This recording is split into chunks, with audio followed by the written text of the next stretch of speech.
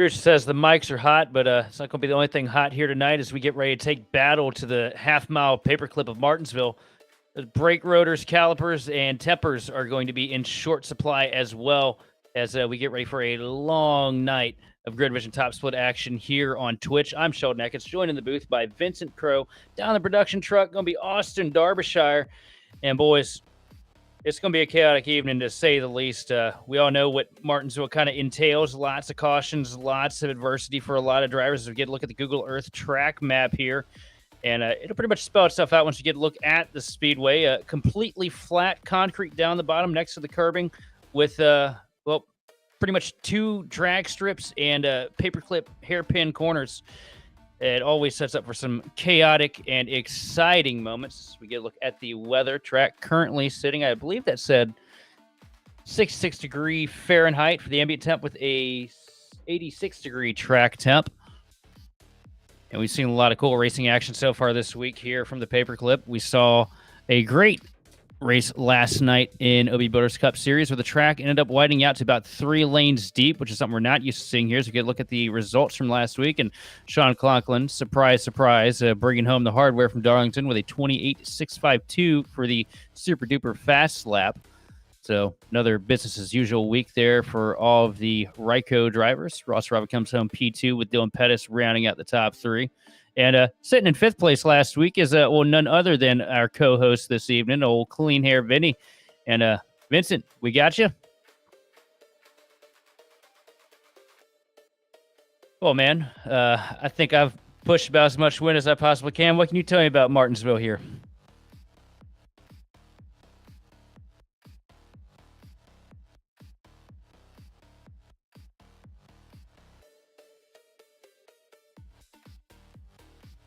Uh-oh.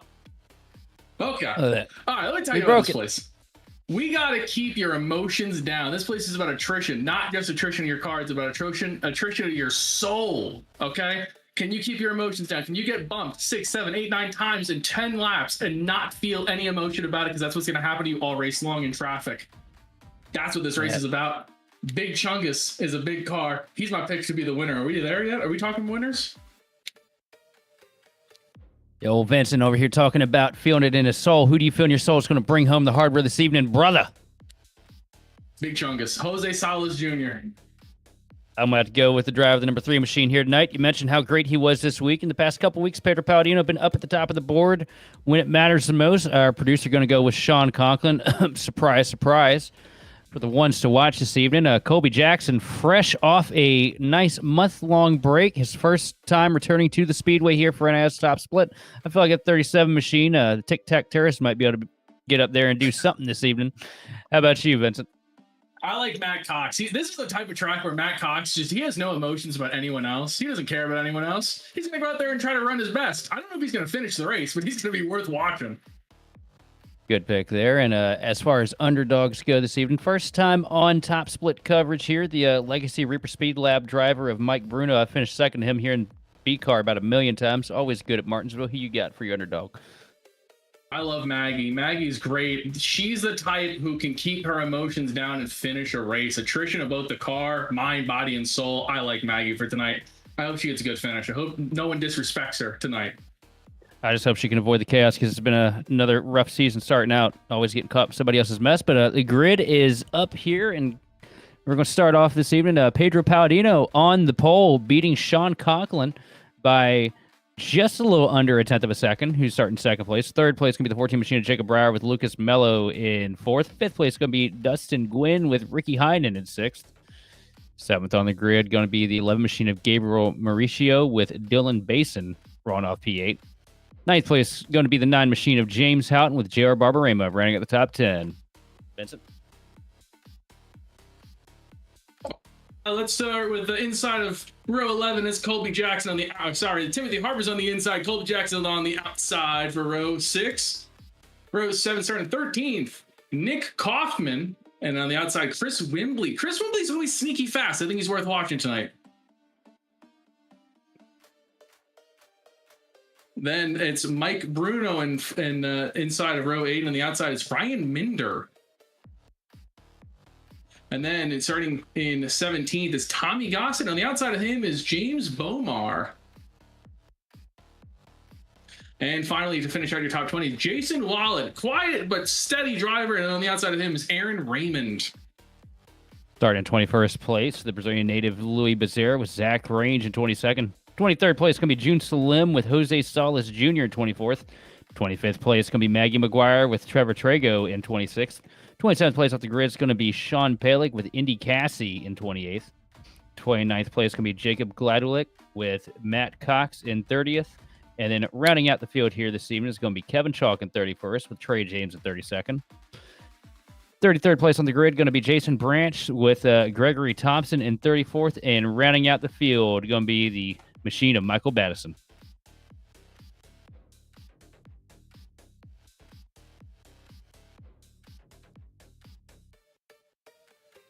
Look at that, guys. We managed to get through the grid before the cars even grabbed a gear as the field starts to roll down the back straightaway here in the hands of Pedro Palladino. You know, don't necessarily have keys this evening, but what would your key be this evening, Vincent? My key is survive and maintain composure. Those are my two keys. Survive and maintain composure. Oh, these guys are going to hopefully do a pretty good job of it. I mean, everybody here is so respectful and courteous. A bunch of gentlemen racers here in the... I can't lie anymore, man. I've already lost my composure. Tonight's a perfect example of people are going to watch this and they're going to go, isn't this Top Split? And it goes, yeah, this is Top Split. This is not Top Split Coke series. This is Top Split NiS series. It's a little different. We're just casuals having fun. And we're about to have fun. Green Flag's about to come out. And working into 3 and 4, field in the hands of the machine of Pedro Palladino. Sean Conklin working on the outside lane, waiting for the green flag as we come into the initial start zone. The green flag is down. We are underway, and Pedro Palladino leads us into 1. Pedro Palladino just going to wrap that bottom as best he can. Sean Conklin wants to keep him down there. You don't want to bite. Oh, and there's a spin in the back. Caution. Who's going to have the lead? It's so close. Oh, and everyone's in this. 7 car spins, and everyone's with it. I think Pedro had it by a nose there. Was able to maintain the lead just barely before we got to the caution. Oh, as there. Doing that? Guys, the caution's out. Why are we driving through each other?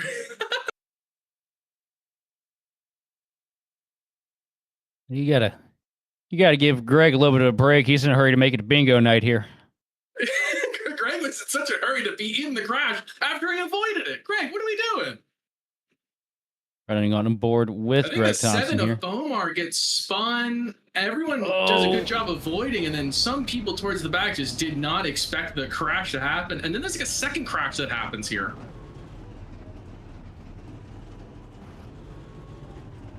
They're already yelling at each other over the radio now, too. Greg's thinking, he's gonna let me go by, and then as soon as he thinks that, he backs up. It's a bang bang play. So I'll give Greg a pass for that. Yeah, I think Bezerra could have waited maybe a half second there. I think it'd been all right. Hey, I'm just glad I have like 3 cocktails made already, just sitting in front of me on ice. Yours has a tail? You see what happened here coming into turn 1. And I mean, it's 3 wide at Martinsville lap 1. We all know that ain't going to work. I think I appreciate Maggie. Look at that. Through that. That 20 did a sick little 360 there, though. Oh, yeah. That was good. No damage. I think he's going to be all right. The rest of the field, not so much. Someone started in pit lane, and they are going to have to take the wave around here, I think. Yeah, this is the second crash from the first crash. It's so weird how this happened. Well, it's NiS top split at Martinsville. The brake pedal is optional here for a lot of these guys. You see Jason Watt was stuck down there. Almost got into the same situation that Roger Pierce got into Wednesday night. Got beached there on the curbing. Fans, something I really want you to watch is Maggie avoided the first crash that happens, and then a second crash happens, and you'll never believe what she does. She hits the brake pedal. That's amazing. That's why she's on my underdogs. if she can make it through without the incidents, I mean, half these guys probably going DQ, but into the restart zone here, Pedro Palladino with the lead. Ooh, and through the gears, good and quick. Way better jump for Pedro there. He is clear of Sean. I think Sean was trying to get a good jump and tuck behind him, but I think Pedro just had a better launch. And they're wrecking again in two. And Jason Branch is letting us know that everyone was 3 wide into 1. So we'll have to watch. Where was the 31 car at? It's Jason Wallet gets turned off his nose, 31 to 33, make contact down into 1 and 2.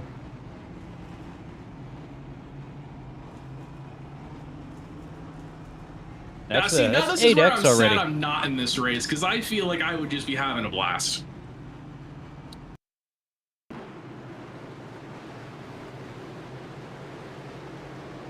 See what happens here. Yeah, the green's been out. Look how separated everyone is, and then... Well, the green was only out for 16 feet, feels like. What are we doing there? Those guys weren't side by side for some reason, though. Like, I don't understand. They were separated out, and then... Wave around. So the entire field had to get a wave around there at that first caution. I think the pace car was still rolling when the caution came out, actually.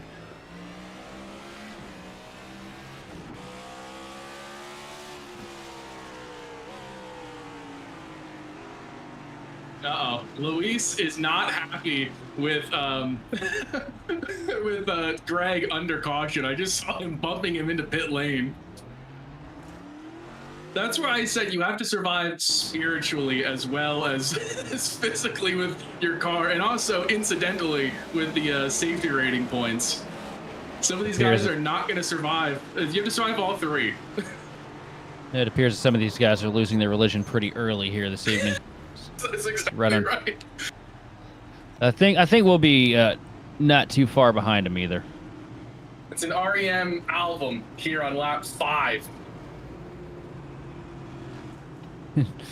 Dylan Bason's over here doing race control work in the text chat. Gave Wallet an EOO and also gave Wallet a drive-through. That's very nice of him. I appreciate that he's, making sure this race is well under control. We need that in this series. Honestly, where's Nimcross? Nim's gonna be in our live stream here in a second. That's probably not good. Nim, I know we've had a rocky past, man, but look, appreciate everything you do. Into the restart zone again, though, and back underway. A good launch again for the 8 machine of Palladino. Pedro's got to watch. He's confident might do. Oh, there he goes. Oh, yep, there it is. He tries to and moving him. That's exactly what I was afraid of for Pedro. If he gets too good of a jump, Sean will just dive to his inside. Great job by both those leaders. That's a textbook.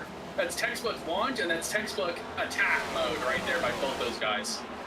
And tell me about Pedro's week, because you mentioned some of the highlights for that 8 machine in the pre-race. Yeah, I mean, I think he's at 100% win rate in A Open this week. I mean, Pedro's just got something in his car. He showed it in qualifying. We all know Pedro's good. I don't know why. Sometimes we have a spin. Oh, 13. Oh, that's a hard hit. Around.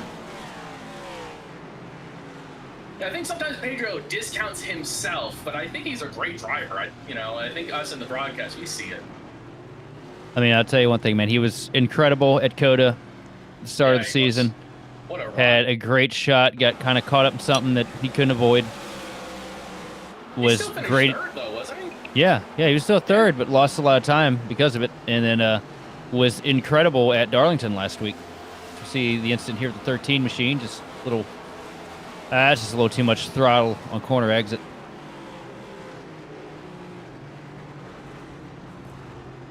It's really easy to just spin the car like that here. Oh yeah, no, you're right on the edge. My bad. I had it a little far away. Riding on board with JR Barbarema here through 3 and 4. Just a little too low. That bottom line here, you want to stay low, but if you keep it a little too pinched, give it a little too much input, it'll snap around on you so quick. Doesn't matter if you run the Cup car, Xfinity truck. It gets pretty treacherous on that bottom lane. Especially when you have the inside lane there early in a run, it goes around so quick. You have any wheel in the car, it just feels like it just snaps around. You have no control on it. The good news is, though, that third lane that we were talking about, that a lot of these guys have been scratching their head on how to make work this week. I got a great feeling that we're never going to see that come into play this race. Because you got to think so. You got to put a lot of rubber down to make that work. I mean, they went, I think, 100 laps green last night in OB. Well, you know, it shows the dynamic track, and iRacing's getting closer and better with it. And I don't even need it to be realistic. I would prefer it was just a little dramatic so that we can experience it on shorter green flag runs like we might experience tonight. I think it would be great if they could, you know, crank it up a little bit. Right, sometimes just crank it up a little. I have to say, though, iRacing has really hit it out of the park with the updates. You know, year before last, it felt like maybe 10% of what we saw on track with these broadcasts with the racing product was a representative of real life. Last year, they made all the big aero changes and all the stuff that all of us drivers have done nothing but griped and complained about. And it felt like we were a little bit closer, though, to the real picture. And this year, with the dynamic track changes, the rubber pickup, and fall off, I think that we are right there to where most of these races actually end up looking 1-to-1 on a Friday night to what we see on Sunday afternoon. But pace car making the dive down again, field back in the hands of Pedro Palladino and Sean Conklin. I feel like you can just copy-paste that audio, and that's how it's going to be for at least the next 50 laps. But here we go into the restart zone again, back underway, and Pedro, another great launch in the Premier machine, down into 1 and 2. Here comes Conklin to the bumper, tries to move him out of the way through the center of the corner, but Pedro hangs strong and holds onto the lead down the backstretch. And these two guys are just so good, just so crisp driving right now. Oh, not so crisp driving from the 84. He gets way loose. What a save. And the save is rewarded by another caution. And Chungus is in it. Oh, no. Oh, Chungus is in it. The 31 is in it. Luis is in it again. Luis has not caught a break yet in this race. JR's there. I don't think he was in it, though. I think he was just slowing down. 31's pretty well killed after that, too. Ugh, the 31 is, I think he was in everything, too, tonight. So far, 20. Was Wallet in it?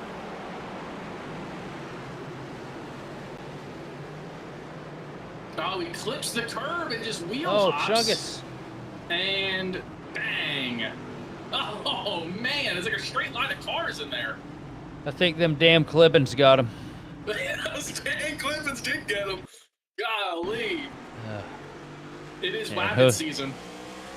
And Jose Salas has to layer down right here into 3 and 4.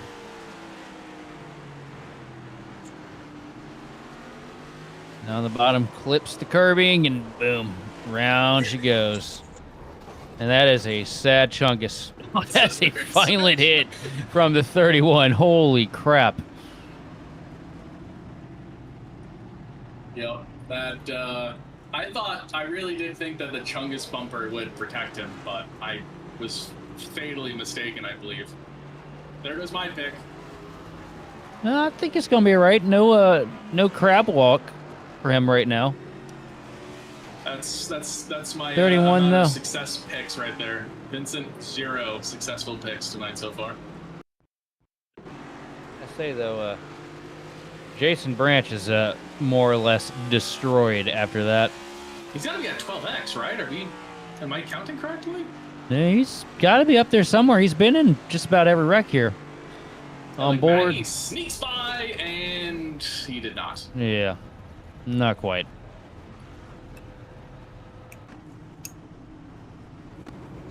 So I guess that would be I guess that'd be Elmer Fudd there, wouldn't it? If it's rabbit season. It's rabbit season. Oh crap! I went Ward Burton instead of Elmer Fudd. Sorry guys. That's just the natural Virginia dialect out here. This scooter, the Caterpillar scooter. Or I had a boss who worked up at the local hardware store. You should be really good friends with. He used to talk just like it. It was a damnedest thing. I think everybody out here defaults to it, especially all the watermen. I miss voices like that. What happened to America? We used to be a proper country. Honestly. This is about to be a proper restart, though. Is it going to be a proper restart, or is it going to be a speech therapy is what went wrong with America? Oh, look at this. For the first time, Sean Conklin might not be clearing to one. Oh, he does clear. Who's in third right now? Because they are not getting good launches at all. Even when they're rolling good. I think Heinen's just happy to be included right now. That's understandable. You know what? I'm not criticizing him at all. It's just, I think it's Pedro like, would be banking on it. If he did that, it would be such a benefit to Pedro. He could probably get a good gap. Instead, he's under fire every second on these restarts.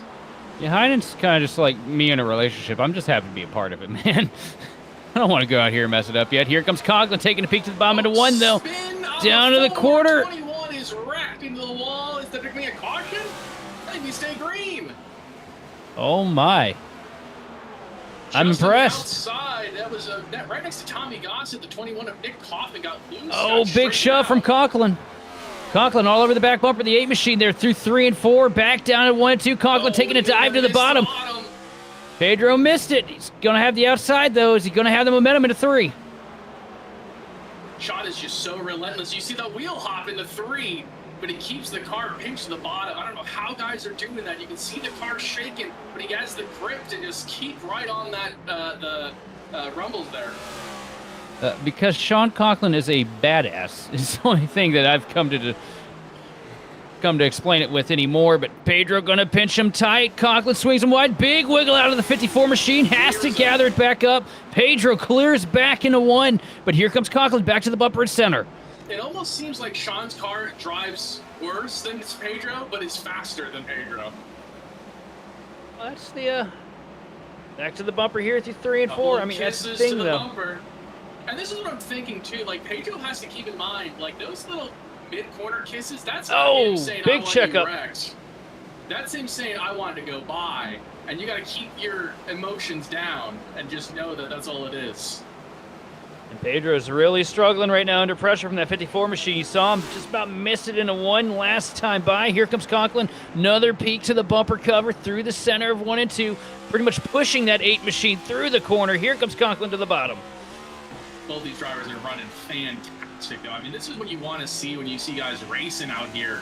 They've been touching so often, they've been nudging so often, and wheel hopping, and no cautions. That's what you want to see. That's what we want up here in the broadcast booth. You're talking, it looks like Pedro's car is handling a little better, but Conklin's car is a little bit faster. I mean, that's one thing I've heard, from just about anybody that builds sets when it comes to this current car. You build for comfort, you end up losing a lot of speed. You make that car just about undrivable, and somehow it's just significantly faster, just the way the platform works. Well, I've heard from everyone on the sim on the OEMs this week, and what is iRacing OEMs? We can dive into that later. But the two that we're watching right now is Premier and Ryko.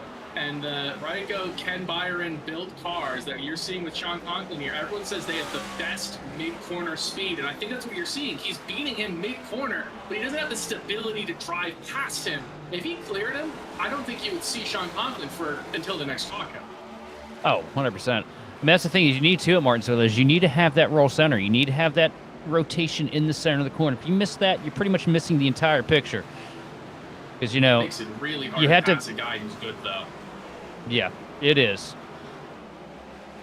And it's hard to pass in this next-gen car anyway. You get down to the bottom, and it just feels like you have nothing coming up out of the corner.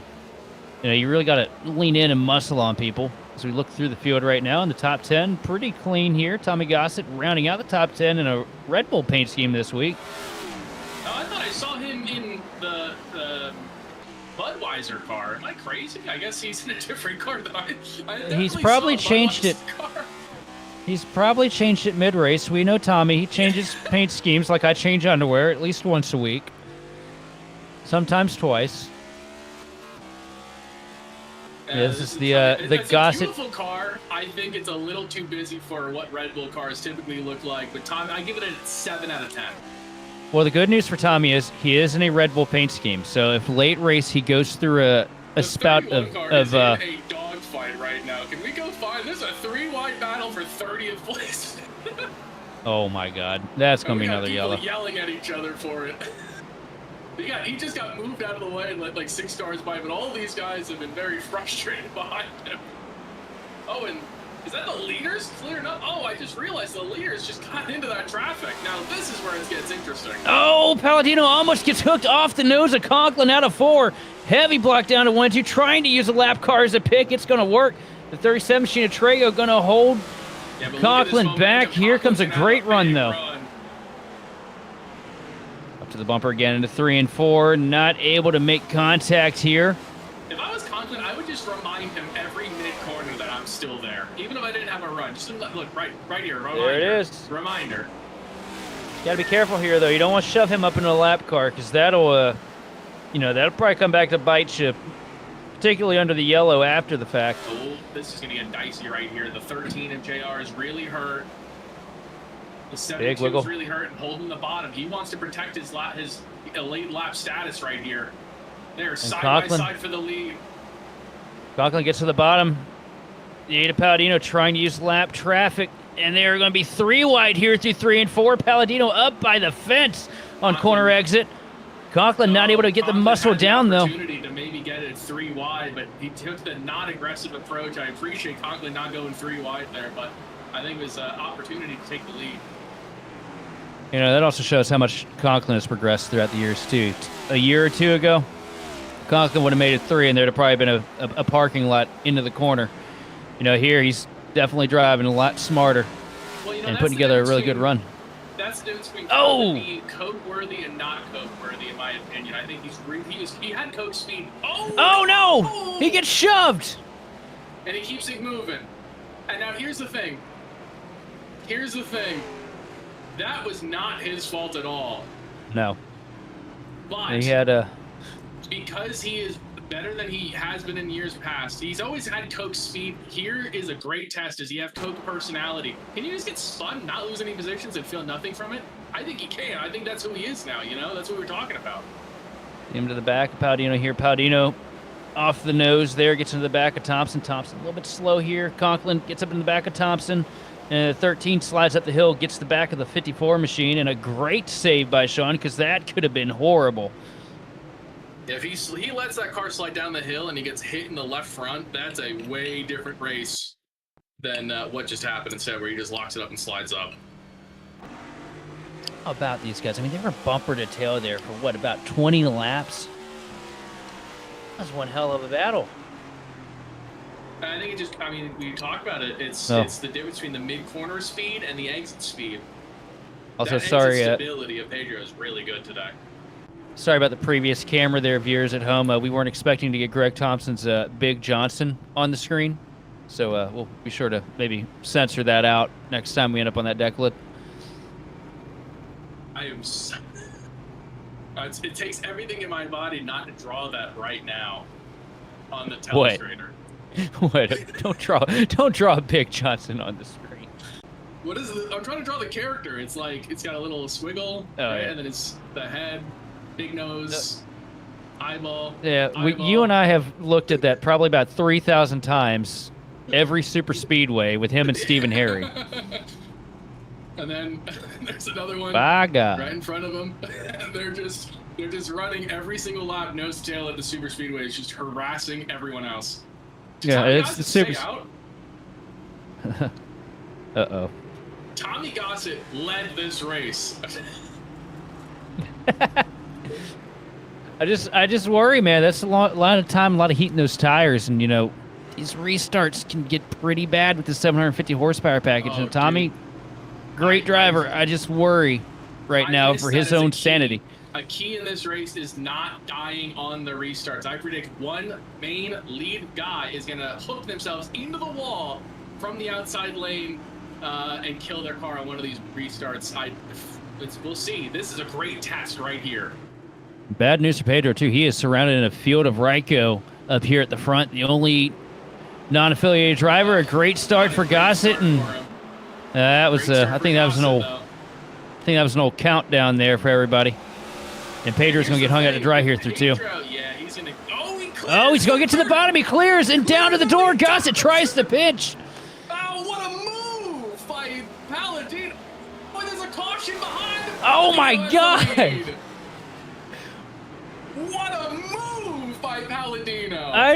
What a... That was fucking legendary. Pedro, this is why Pedro was my pick before I made my pick. Pedro's my real pick. Everyone knew it. Everyone knows it. Somebody better change Pedro's location from Brazil to Chad, because that was a bold fucking move. Working the top here through 1 and 2. Gets a great launch out of 2. Tommy struggles a little bit with the power on the older tires. Just barely gets clear, dives to the bottom, and sends it to 3. And caution right there. I mean, here's the thing. I mean, that's a great move. This is another maturity, moment for Tommy. You know you're on the older tires. You knew that you were kind of stringing Pedro in that moment to kind of help your teammates. And I'm not saying, oh my goodness, I'm sorry. Oh, the 31. I was trying to explain that. I just watched the replay of the 31 get launched. Can we get another look at this? I break this down and not talk politics about Tommy's whatever. Why does Jose get upset here? Oh man. Oh no, he just hit him. He just sent it in there, dude. He just sent it in there like a heat-seeking piss missile. Why was he driving there? All right. I thought Jose hit him. I missed half of that. But my point is, Tommy, I gotta say, Tommy. Moment. You had old tires. You knew you were gonna get moved. Don't be mad at Pedro. We love you. He could have been way more aggressive there, and he chose not to. And that big respect there, because that, we don't want to see things get ugly. But even selfishly as a driver, you stay out there on those old tires. You want to try and hold that lead, or at least pinch the guy down so you can have the opportunity to slide back in a second. He could have been on the door. He wasn't. He ran him tight, but good little clean battle. And now he's in 23rd, so Tommy's going to come out of this with a lap lead in 23rd. Hey, a lap lead, though. That's more than you and I've done tonight. That is true. Yeah. We're just drinking, watching race cars right now. But I did lead a lap at Darlington, so that feels almost more impressive. I don't want to talk about Darlington. That was a hell of a week for me. We're in the restart zone. And in the restart zone, Pedro Palladino grabs the gear, gets the throttle down quick and efficiently here. The Machina Basin staying on the back bumper. Ryko cars side by side for second. And Basin's one that Basin's one you don't want to sleep on here at Martinsville either. It's a real good short track driver in that 84 machine. Gets a little tight, though, with Pedro shutting the door through 3 and 4. Slides up the hill, almost grabs Conklin, falls back in line behind his teammate. Now Conklin back to the rear bumper of Palladino. Well, see, that restart, I think, is what Pedro was hoping for on all the previous ones when Basin wasn't the guy in 3rd place. But you're right, Basin's a great short track driver. We already saw him have that monster save earlier in this race. He fell back to 10th, and he's already back to 3rd, and he did that on speed. So I think we know that Basin's a good driver here tonight for sure. Oh, yeah, anywhere you take him, any car you put him in, Basin always manages to find his way up into that top 5 hunt. And we're getting to see it again here as we got one car smoking way up the hill. The 17 machine missing 3 and 4, a little heavy lockup.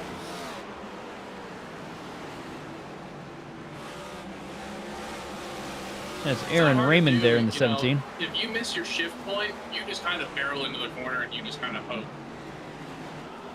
No, this is the easiest track to lock them up. And Palladino and Conklin still going at up the front, a little further in the back. Charles Wembley trying to make a pass here and succeeding in that 6 machine. You mentioned Wembley being sneakily fast. Oh, a little bit of contact up at the front. Palladino gets the back tires picked up. Here comes Conklin to the bottom into 1. Palladino working the outside, trying to get the throttle down, going to get a good launch down the back straightaway. Has to be tight on Conklin's door if he wants to hang on to this lead. Here comes Conklin again through 3 and 4, up to the door, not able to get the throttle down out of 4 again, though. Man, that 8 car's got such good bite. He's got good bite out of the corners. That's what's keeping him in this lead. Conklin had a perfectly timed moment on the gas. This is his moment right here. This is Conklin's chance. Down to the bottom at 3 and 4 again. Conklin kind of slides up. Big wiggle again. Caution out. And they wrecked right in front of him. It's a 31. No way. It's, yeah. Jason. Brother.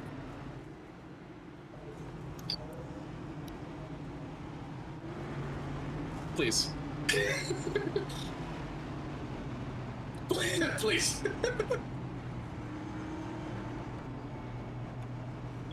Oh man. When you have a 16x on a lap 50, I'm not saying it's your fault. I'm not saying you don't deserve to be out here. All I am saying is that maybe, just maybe, it's not your night. I think it's safe to say that is definitely not his night. So what lap is he going to get the drive-through? What lap are we on right now? We're on lap 62. So I'm going to say lap 64, he's going to have a chance to do the drive-through. So I'm pretty sure he has it right now. Hold on. Let me look. Where do I go to It's see 17. I think it's incidents? 17 for a drive-through.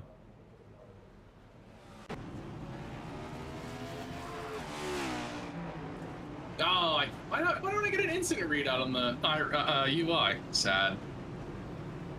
The reason why is because people would start intentionally DQing each other. Yeah. If I was out there, I can't say I've done it. I can say I've witnessed it and I maybe endorsed it. I don't know. Is there statute of limitations on this shit? I'm just waiting for the live telemetry won't pick up for some reason on my end. Never have I ever thought about even doing that. I heard it from a friend.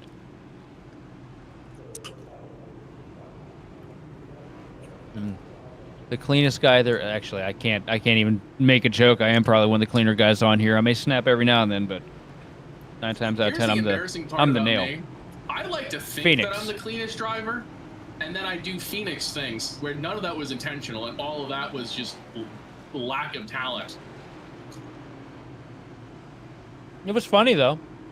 Oh, it was great. It was great from my perspective. I finished like 10th. See what happens when you wreck people? That's what we've been trying to tell Keegan. Just wreck them. If your front bumper is dirty and your rear bumper is clean, you had a good day. And here we go, restart zone again. And Pedro, I'll tell you what, big he's launch. having good launches, but this time Sean's gonna clear and he's gonna get right to his bumper in turn 1 and 2. I think this is where it's the hardest as the leader.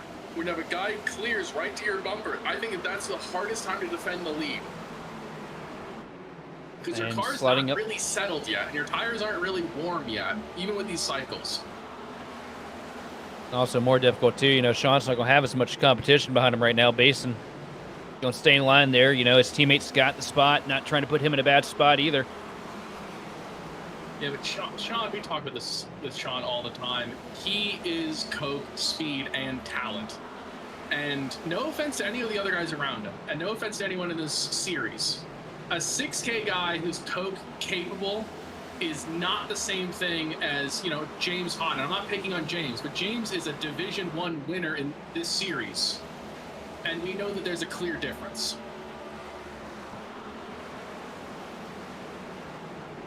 Oh, no, oh no, I just watched the 24 save it and then not save it. Get it going, get it going. Oh, no. Not Bruno. Come on, Bruno. All right, he stays on the lead lap. Damn it, Mike. That's my fault. I picked you. Mike had, he had it saved, and then he got stuck on the curb.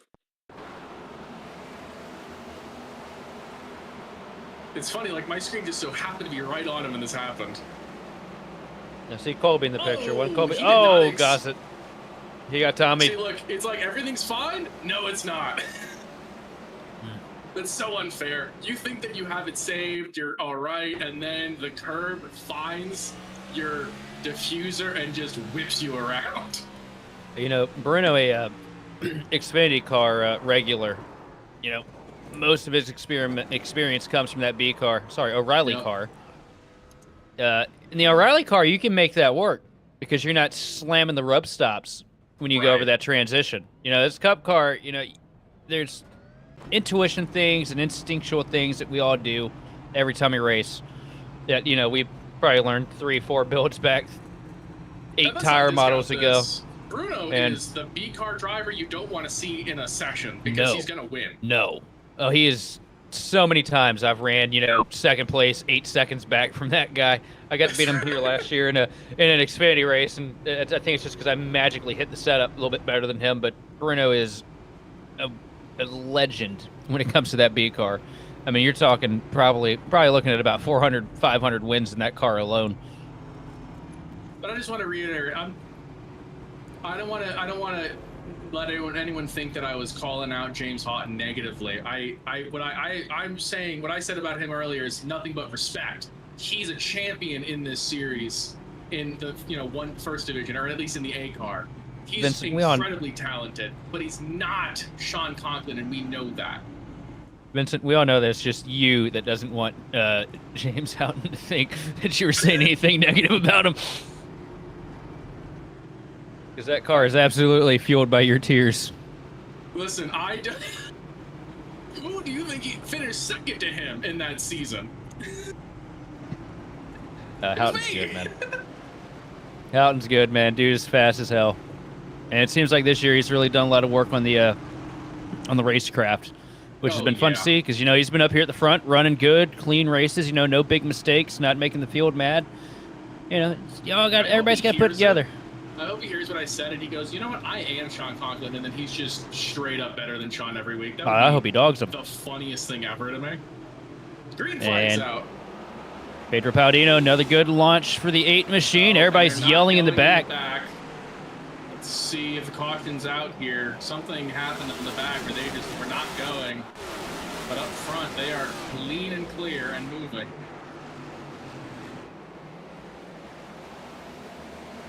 Jameson Lim said he was trying to avoid getting black flag there, so that may have been a part of the problem in the back.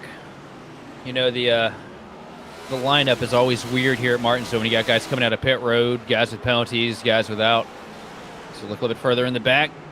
One car down to the bottom, side by side here. Jacob Brower makes a bold pass on the machine of Ricky Heinen and shuts the door in his face here on the front stretch. Good move by both those guys. Good driving right there. I say that EP. We have 3 side-by-side battles. That's like 15th place Maggie and Matt. Those are my 2 picks. Those are 2/3 of my picks right there. And right behind him is my 3rd pick in Jose Salas. He's still alive. They're all still alive.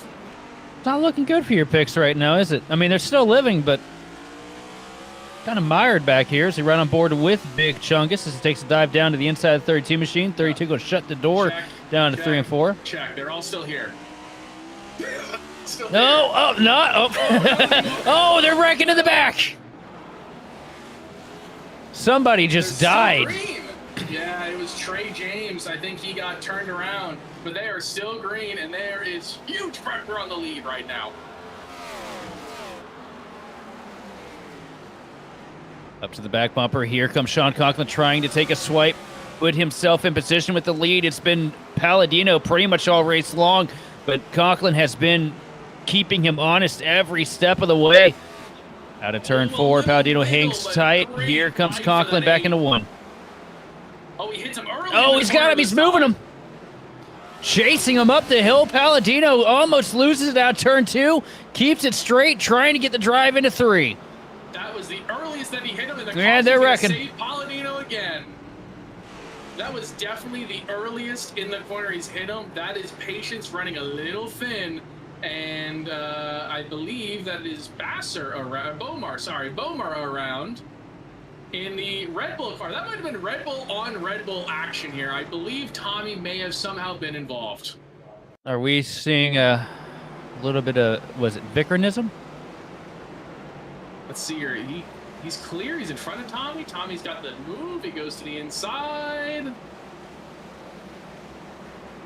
I don't. Oh, yeah, Tommy kind of shot up the hill there. Yeah, kind of weren't clear. He wasn't. Tommy just said that Bomar should have tracked out to the wall. Was he not tracking out as far as he should have here? Because I agree. That's something that I see all the time. Well, Tommy wasn't there like at the quarter until like absolute exit though. Is the only thing. Well, he was there on entry. There. It was so close though. You see, he falls back here a little bit. I don't know if Bomar's low enough to justify. I think it looks like Tommy just tracks out. I think it's one of those deals where it's two guys kind of going hard at it and, you know, meet in the middle. And you meet in the middle here at Martinsville, it gets catastrophic pretty quick. That makes a dive down here into 1 and 2. Yeah, he's there on entry, loses contact a little bit in center. I think the big problem is the 20 machine really didn't get the power down well out of turn 2. No, Just able to get the power down a little bit better. I think he might have gotten loose. Yeah, I think he got loose too. I think that Tommy's more innocent in this than originally. No, I'm definitely not blaming Tommy. I think it's just one of those deals where, you know, we're at Martinsville. These cars drive like crap. And when you take the diffuser off and shove an extra 75 horsepower in it, they handle it even more like crap. Which makes them fun. I think it makes them really fun. You know, last year, you know, we had a lot more, it felt like there was a lot more plow up to the wall than there was snap coming off. And I think it's just what you saw there was a little bit of that extra horsepower and get a little overzealous with the loud pedal. Well, I also wonder how much of it was was Beaumar just worried that he was going to get loose. You know what I mean? Like you said, he didn't get the power down. I was wondering if he was just like throttling it down, keeping his car away from the wall, like trying to straight line it really bad, you know, and then maybe he was just lower than Tommy expected more than anything. Look, corner exits are terrifying at this place as we get ready to go back into the restart zone. Palladino with the advantage. Another good launch for the 8 machine. And Conklin not going to be able to get clear of his teammate here into 1. Conklin's got to try something a little bit different. I think early contact in the corner might be his best friend. That's the only thing that's gotten him close to this lead. Here he comes, giving him a shot through center. Just about turns the 8 machine around. Conklin almost loses it. Bason's on the back bumper here on the front stretch. Oh, Conklin is so lucky that it's a teammate behind him who is going to just give him a little bit more space. Someone else would have just dived to his inside. He would have had to clear another one. This has just been phenomenal by all these leaders. The top 4 or 5 cars have just been so just pristine driving this race. Especially these two. Oh, there was contact between them again. These two have been battling so hard for 5th, 6th place right here. Outside wall getting a little bit of use here. Hey, the outside wall can straighten you out. If you're a little loose, just keep the wheels straight and maybe use the wall to straighten you out. There's nothing wrong with that. The only thing you can't do in this car is turn right on the straight. You cannot turn the wheel to the right even a little bit on the straightaway. Oh, and here we go for the lead down to the bottom. Here comes Conklin through 1 and 2. They're going to be side-by-side drag race down the back straightaway. Palladino gets the throttle down a little bit more efficiently. Here comes Conklin again, right up by the curb. Not a good exit out of 4, though, and he's just really struggling on that bottom line when he's pinched off. This is the closest Conklin has been to this lead this whole race. I think he's going to get him here, and Palladino's going to have a perfect turn, too. He does not. They are side-by-side. Sean Conklin can move him up the hill now. If you're Palladino, you got to get closer on the door. You got to choke off the exit a little bit, and he does there, and Conklin almost loses it. Contact out of 4, and here comes Conklin. He's going to move him. Early contact again in the corner, gets to his inside, and look, you said pinch him off. He gets that good bite, and he's almost like 3/4 tracked out instead of completely tracked out on exit. Really pinches the 54. I think this is the most aggressive that I've seen Pedro run all season. Well, Pedro's doing a phenomenal job. 91 laps, and he's led 89 of them. 2 go to Tommy Gossett under caution.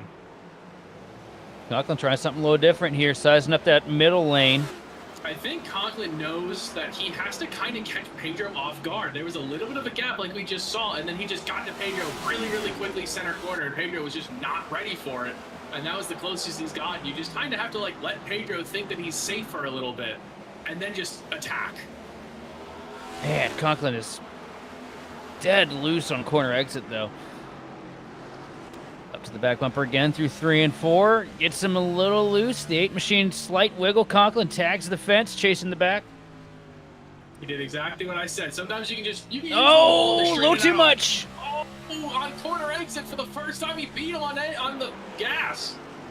Well, he had the tires lifted up there for the 8 machine. That's why Conklin was able to get to it so quick.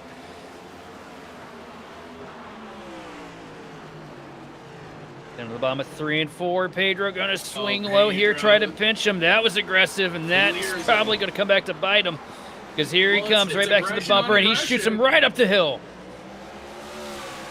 All of this has been fair. Nothing has been out of line. These guys are they're pinching each other off on exit, trying to get the one to spin, and then they were shoving each other in the corner. Everything's been fair up man. here. Oh, Sean's just right now probably wishing, could we put just a little bit more right rear grip into this thing? Because you see him just fighting demons when he gets down to the inside of Pedro on corner exit. Look how Bassin is right here on this battle. This is the best anyone in third place has done tonight. This The good long news into a for- run on these leaders. The good news for Basin is right now, too, he's got the opportunity to save some tire. He knows that these two in front of him are going to drive the absolute hell out of each other. So why not just sit back here, you know, right off the rear bumper of your teammate. Let these two go at it. Let them get side by side as well. There's a caution, so... JR comes across the track, takes out, I don't know who that was. The 34. Oh, and then, of course, my screen changed. I lost him. JR, the 34, I think the 12 of Zach Range. Boy. Cars on cars on cars on cars. That was big contact on the front straightaway. They're going to have some hurt feelings, I think, on this one. Oh, I think the 7 was the first car involved.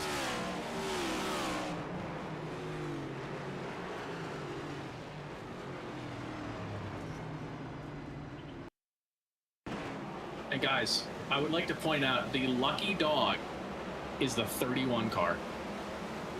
Oh, boy. You see J.R. Barbarema here working the outside line through 3 and 4. Oh, the 20. Spins, yeah. Okay, so right, this is what I see right here. All I saw was him cut down on the track. I don't know if JR could have done anything different, but that's just the tail end of what I saw. Who was that he hit? That was a big contact. 76 a Wallet. Wallet's What's amazing is those cars are not still looking too good either. You know, we talked about this with the 20 spin earlier with Tommy. It was like he's so nervous about this car on exit. I think he was just snapping loose. That's why there it is off right the there. wall, and that's exactly what happened. Second, he puts the throttle down, and there's nothing that really Big JR could have. contact on the 76. There's nothing that JR really could have done there either. You know, the car bouncing off the wall like that, shooting back down the track. You know, there's safer barriers. Sometimes they kind of ricochet you back into the field when you hit them. But here we are, right at halfway, and with 100 laps on the board, I think now's a great time to go have a quick word from our sponsors and be back to bring you more of the racing action here on the grid.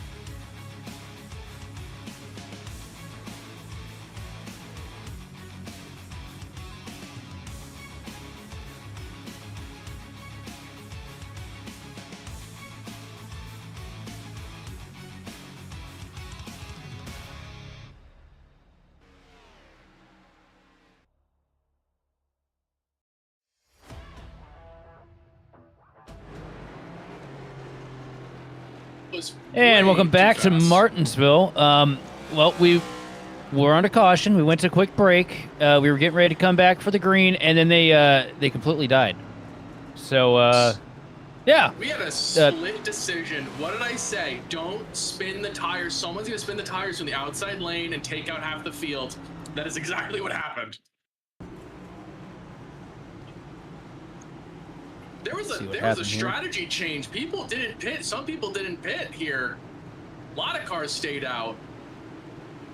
And we're looking at the 22 machine here, Lucas Mello, who was involved in the wreck in some sort of fashion. And it's in front of him, and Conklin's in it. Conklin has big damage on the nose. The 34 just didn't go. Who was in front of the 34 is the question. That's Michael Battison there in the 34 machine. Battison's one of those guys who's usually just kind of quiet, stays in the the race the whole time, keeps the car clean all the way to the end, type of a driver. See what happens here. Working the outside lane here, coming into the restart zone. He's restarting like 6th. Maggie McGuire was the control car in the outside lane. Wow. Maggie didn't go. The guy behind went probably a little sooner than they should have. I think it was a 29 machine. Yeah, and just everyone was dominoes. trying to time the restart. Guys, you're on old tires who've been in the back all race, and we're trying to time the restart like that? That seems like a weird... I mean, how bad was Maggie off speed here? I think that's what is the big determining factor. Was she really slow to go? I think the 29 kind of just went early. I mean, she's a little farther back than I would want to see. Oh. Yeah, just kind of missed it. Just was too late to hit the gas. She was too far back. You want to be side by side with the leader here. Yeah. We're about to go green again. Break for a lot of these cars, but oh, they're wrecking under yellow. Oh my goodness, what is happening? The 13, I think it's Barbarema just went around through 1 and 2 under caution. Getting the wave around. Yeah, we're back underway. Anyways. Oh, brother. This has been an interesting turn of events. There's Matt Cox is on the outside, 3 wide for about. Oh, Pedro place. Palladino. Heavy damage to the nose of what has been the most dominant car today. And there's a caution behind them. Yes, that'll be the caution. Oh, and Chungus is in it again.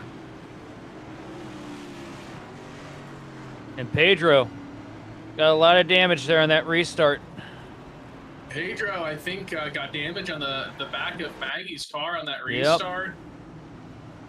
So much happening in this race in the last 8 laps. Hey, look. It's Colby Jackson with a clean car. Oh. Fuck. That didn't age well. The 75 makes it, and then I don't even know what happens here. What happens? Because I see him around in the next corner. Oh, okay.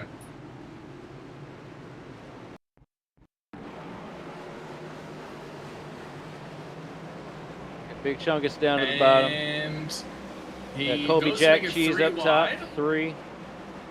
And well, Colby tries to avoid getting to the back of the 35, and the car snaps out from under him. He goes up into the wall. Round goes to 75 of solace. Everybody's too deep into the braking zone here, and has one sad, chubby bunny. I'm kind of worried, though. Pedro got a lot of damage to the nose of that car. Well, Sean has had so much damage that he is outside the top 15 right now. I mean, this race has been flipped on its head from this strategy difference where some of these guys didn't pit, some of these people did. I mean, James Houghton has been top 3, 4, 5 car all race. He's in the lead, but behind him, Trey James has been in the back of the field. Maggie's been around the 15th place all race. And then it's Palladino behind these cars. So I think what happened on the last restart was guys like Palladino and Conklin are thinking the leader is the winner to take the lead, right? You're trying to get to the lead before the other guy does, and you're just being aggressive in that situation. But man, I mean, that's pretty significant damage. But you know what? Here, I don't think that's going to hurt him that much. We'll see. Conklin came in to get his damage repaired. I want to see if Conklin made the right long-term decision as we go back to green here. Well, with that center splitter bending like that, though, I worry a lot about the downforce rate for that 8 machine. That's one you definitely need to come in and fix. When they're pugged like that, it's pretty bad. But into the restart zone, James Houghton, Mr. Excitement himself, with control of the race, and a great launch for the 41 machine here. Oh, and man, Palladino into the back of another one. Pedro's in the lane that does not go. Yeah. Pedro's just locked in right here. I mean, this is where it gets really interesting. This is where patience matters. Can your spirit, can you maintain your behavior? They reckon now again. You're still stuck because there's a caution. So Pedro's made no effort on this. Oh, look. He's still stuck. 76 is around. You know, one of the keys to the race that I was going to mention, I forgot until just now. When you have a bent toe link, don't keep crashing. That should have been a key to the race, because the 76 is definitely got a bent toe link from the last crash with JR. He definitely needed to just have it fixed. Yeah, thank you. Don't keep crashing. There we go. That's beautiful. See, your toe link normally looks like that. It's kind of like two pieces. It's like that's your control arm, this is the tire. When your toe link is broken, it kind of makes it look like that. And then your tire's all messed up, and now it's in a weird shape. See that weird shape that your tire's in? There's not a lot of grip here with the grip patch. It's a very thin grip patch compared to that. That makes you loose. It makes it hard to drive. So what you're saying is that... So what you're saying, Vincent, aside from the fact that we know that you did not go to college to become an art major, is that if you hit the wall hard enough, your car too can develop Peyronie's disease. That's exactly right. If you hit the wall hard enough, the adjustment you get from hitting the wall is rarely better than the adjustment you get in pit lane. Unless you really missed it with the toe adjustment on the car in the baseline of your setup. Well, I think everyone knows of a few stories here at Martinsville where, you know, Mark Martin, 2010, he was like a 30th place car all race. He gets involved in a bunch of crashes. They ripped the bumper off the car. His toe link's bent. Mark Martin finished second because he drove literally through the entire field almost twice and finished second because the damage fixed the car. You got other situations like Dale Jr. missing the entire right front fender. That's right, and then working around here, and the only reason he was so good was because he was cooling the tire, so he saved right front. His right front tire had better wear than anyone else in the race. That's a key. One of the keys. Put it in. Keys to the race. Keep your right front cool. Dude, completely discovered camber thrust before any of us did back in the day. I need Pedro to clear second and or third place. I just worry though, with the amount of damage to the nose of that car, I feel like it's just going to be so tight. We saw the car was a little bit tighter than the Ryko cars here at the end of the restart zone though, and Houghton with the advantage here. James misses it on the restart, tried to time it. Did not work out. It's going to be difficult for the outside lane. Here comes Tommy Gossett out of the back bumper, the 8 Machine of Palladino. Maggie McGuire trying to hold on to second, going toe-to-toe with Trey James down to 3. I'm just trying to think about what's the best car that doesn't have race-altering damage, and I can't pick one car at this point. I think it's Houghton, man. It could be Houghton, and he's in the lead. James up the hill. 3 wide out of turn 2. Still 3 wide down the back straightaway. Where does Tommy want to go? And McGuire just used the bumper. Look, and the caution is out. This is huge for Pedro. He will be third on this restart. Tommy will be 5th. And Hanan, who's been solid all night, is going to be 4th. So this is a very, very different restart than we've seen up to this point. I think the 29 car maybe went around here of Kevin Chalk. Guess you can chalk it up to his bad luck. When the 30 car pits, Trey James has had enough of trying to survive up front on these restarts. So Kevin Chalk working the bottom here out of turn 2, down the back straightaway. Oh, he just did not expect. He wasn't expecting that. When you sometimes... Man. So that's one of those situations where, anybody, armchair driving it right now will be saying, oh, the guy was in front of you. Should have just lifted earlier. Well, sometimes when that guy jumps down in front of you, it freaks you out. You focus on his rear bumper, and you kind of miss your brake zone.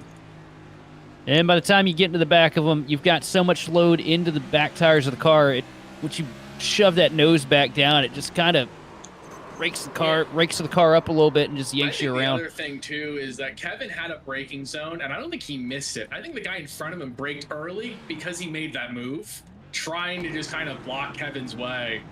And that doesn't just throw you off, that just ruins the corner for you. If you even save the car, I think with this generation, it just requires an early shift. I think earlier the hardest... Tommy came across, who was it, Nose, and they spun, and 20, Tommy even said, like, hey, I'm sorry, I probably did that late. Because Tommy knows, like, when you do that, you throw a guy off, and probably cause him to spin sometimes.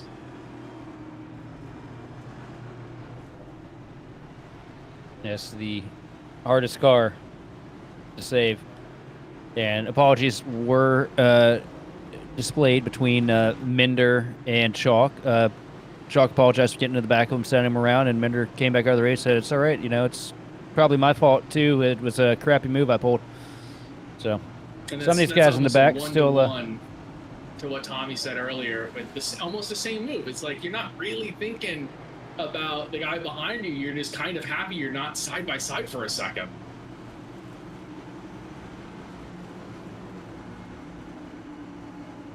Big restart here coming. I am a little nervous for Heynen, I think, in this moment. Yeah, we just got to hope Maggie gets a good restart here. She's been struggling a little bit getting through the gears. Up through the gears, not quite for McGuire again. Another checkup up top. No, I think she did okay compared to the last couple of restarts, and they're wrecking immediately. Does Pedro have second? Does he have third? Yeah, I think he's got second there. Oh, they're still wrecking. They're still wrecking.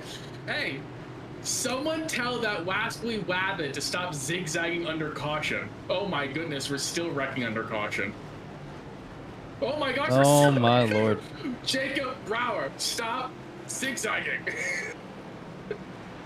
Poor Colby. He was just trying to get out of it and just got absolutely beat. Oh, brother. Watch this. We have like an initial contact and caution, and then we just have people zigzagging under caution.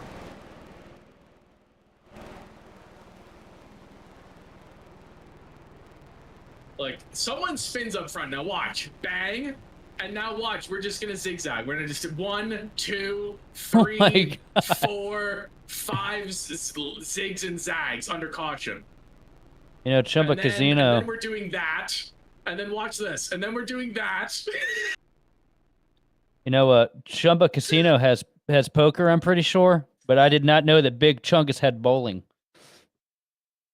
Not to just cry laughing in the microphone, but it's just so good. We're going to go have another quick word from our sponsor since we have absolutely devolved. We'll be back to bring you more of the cautions here on the grid.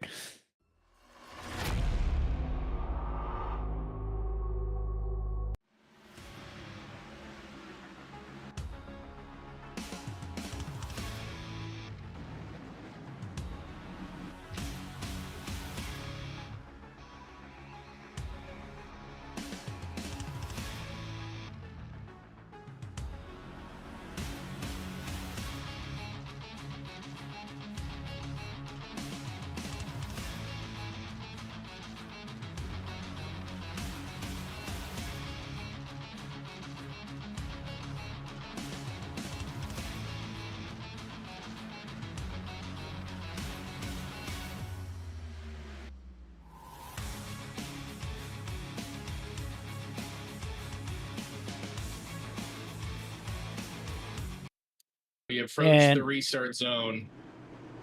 And welcome back to Cautions presented by Racing. And James Houghton is your race leader right now. Oh, and we're not into going the restart zone. And guess what? We're going to stay under yellow. No. We're not moving yet. And listen, I'll tell you what, whoever's been in the lead has managed to maintain the lead. And I don't know how much of that has been the cautions. I think it's been about 80% the cautions. And it's about 18% talent. And then I think it's about 2% circumstances. And that's not to take away from the guys who've been the leaders tonight, because they've been fantastic. But it feels like every time something might change up front, we get the caution. Oh, the pace car, the MVP here. Up through 3 and 4. Field back in the hands of James Houghton and Pedro Palladino. The green flag is out. We are back underway. A great restart for the 41 machine. That's right. It's second place. Just such a hard place to restart here, man. Well, it's not like, with the other packages where you could really stab it the second you hear the guy up top, start to work up through the gears. You got to feather it eggshell as we are. Crash in the back, 3 and 4. Oh, Gregory Thompson, Maggie McGuire's in it, Ryan Brower's in it, JR, I believe, is in it. And I'll tell you what, I think Brower is upset. And I think Jose is upset.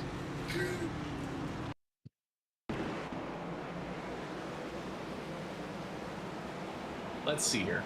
I think people are upset. Maggie's got fresh tires, and look at this! I've never seen Maggie go 3 wide before, and oh no! It didn't work. Maggie, no!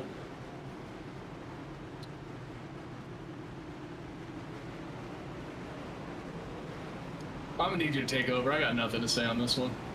I've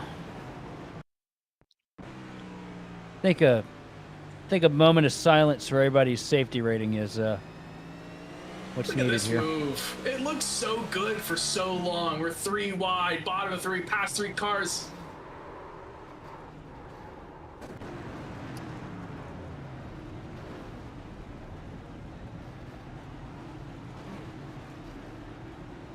That makes me sad. Wheel hopping it early on fresh tires, man. It's so easy to wheel hop it, but if you make the move to go 3 wide, you better not be the one who wheel hops it,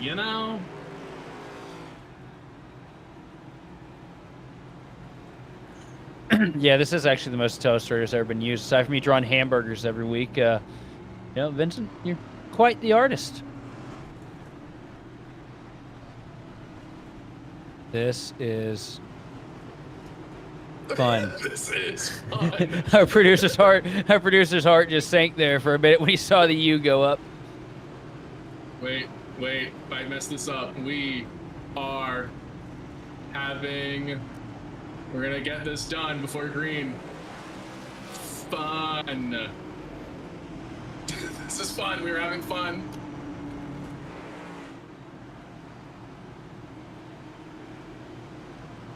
And lights on the pace car back into 3 and 4. James Houghton leading Pedro Palladino. Behind them, Heinen and Gossett. Side by side up into the restart zone. Pedro trying to square up here. Great launch, though, for the 41 machine. Gossett loses the back tires in a round. They go in the back. And we're under green still. Wow, great job by Tommy to save that. I don't think anyone has saved it when they got. Oh man, it ain't gonna last. It's 3 and 4 wide down into 3 here. Here comes Conklin.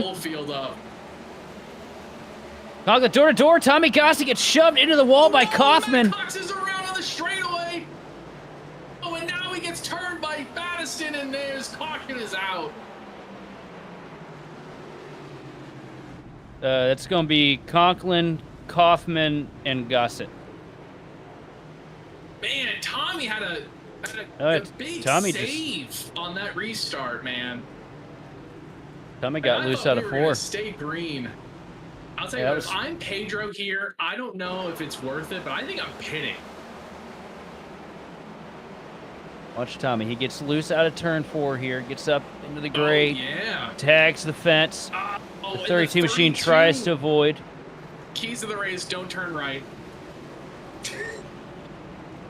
Keys of the race, you can't turn right on the straightaway here. And that's exactly what Matt does right there. You see it the second he turned that car to the right, it teeter-tottered and it spun the car at the rear end. Oh, and he got Chungus too. And Battison. Now watch, Tom. You're right. Tommy gets in the marbles, and that's what spins him around. And Cox right there. See how quickly he just flicks it's the quick. Well, it's the quick shift to the left too, because you get the thing loaded up on that right rear, and it just wants to come around. And no matter what you do in that situation, if you throw it to try and avoid a wreck, you're going to be the next part of the wreck. You almost just kind of have to throw it in one direction and stay. If Matt turns it left and just kind of straightens it out, he's going to be okay here. But I don't think that's what your brain wants to do. See, like he's almost is spinning head on to the inside wall, so he just turns it to the right to try to save the car. But I mean, it's just so frustrating with just how quickly this car teeter-totters. And anyone who knows how to build these cars knows that's how these cars handle if you want to be decent. Not even fast. If you want to be decently fast, you have to be, your car has to have that little bit of a teeter-totter. I'm sure you guys can explain it better than me, but... Yeah, the best way to explain is the car has to drive like an absolute bucket of crap to be fast. Right. That's the best way to explain it. And I complained all the time. I said, I am sick and tired of having a car drive like a teeter-totter. I don't like it. I don't like being not able to, you know, correct the car if I get loose out of the corner. You have to learn with this next gen, you just can't. It's just, there's no room for that, unfortunately. And unfortunately for Matt Cox, I think he was the victim of it there. We're about to go back green. I'm ready for this to run long to the end. Yeah, please, guys. You hear that? Long to the end. I think they heard us. I think we're going to do it this time into the restart zone. James Houghton waiting for the flag, and there we go. Back under green. Another good launch for the 41 Chevrolet, down in a 1 and 2. Conklin's worked his way back to the top 5, all over the back bumper of the 17 machine of Heinen, scoots him up out of the way, and they wrecked. Here's the thing. I think Conklin, long-term, made a big risk for fixing his car, because his car looked like Pedro's car right now, but because he had his damage fixed, I'm assuming it's stronger now than it would be if he just obviously didn't have the damage fixed, even at a track like this. I think it's going to pay off for him. He's going to restart 4th. I bet he takes the lead before Pedro takes the lead. I mean, the problem for Pedro right now, too, is the fact that if he goes back into this... If he goes back into this, there's no making it through, I don't think. No, I don't think so. I think it's too late. It's why I pointed it out earlier when I noticed that Conklin got the damage repaired. I was like, this is a risky move, but I think it'll work out.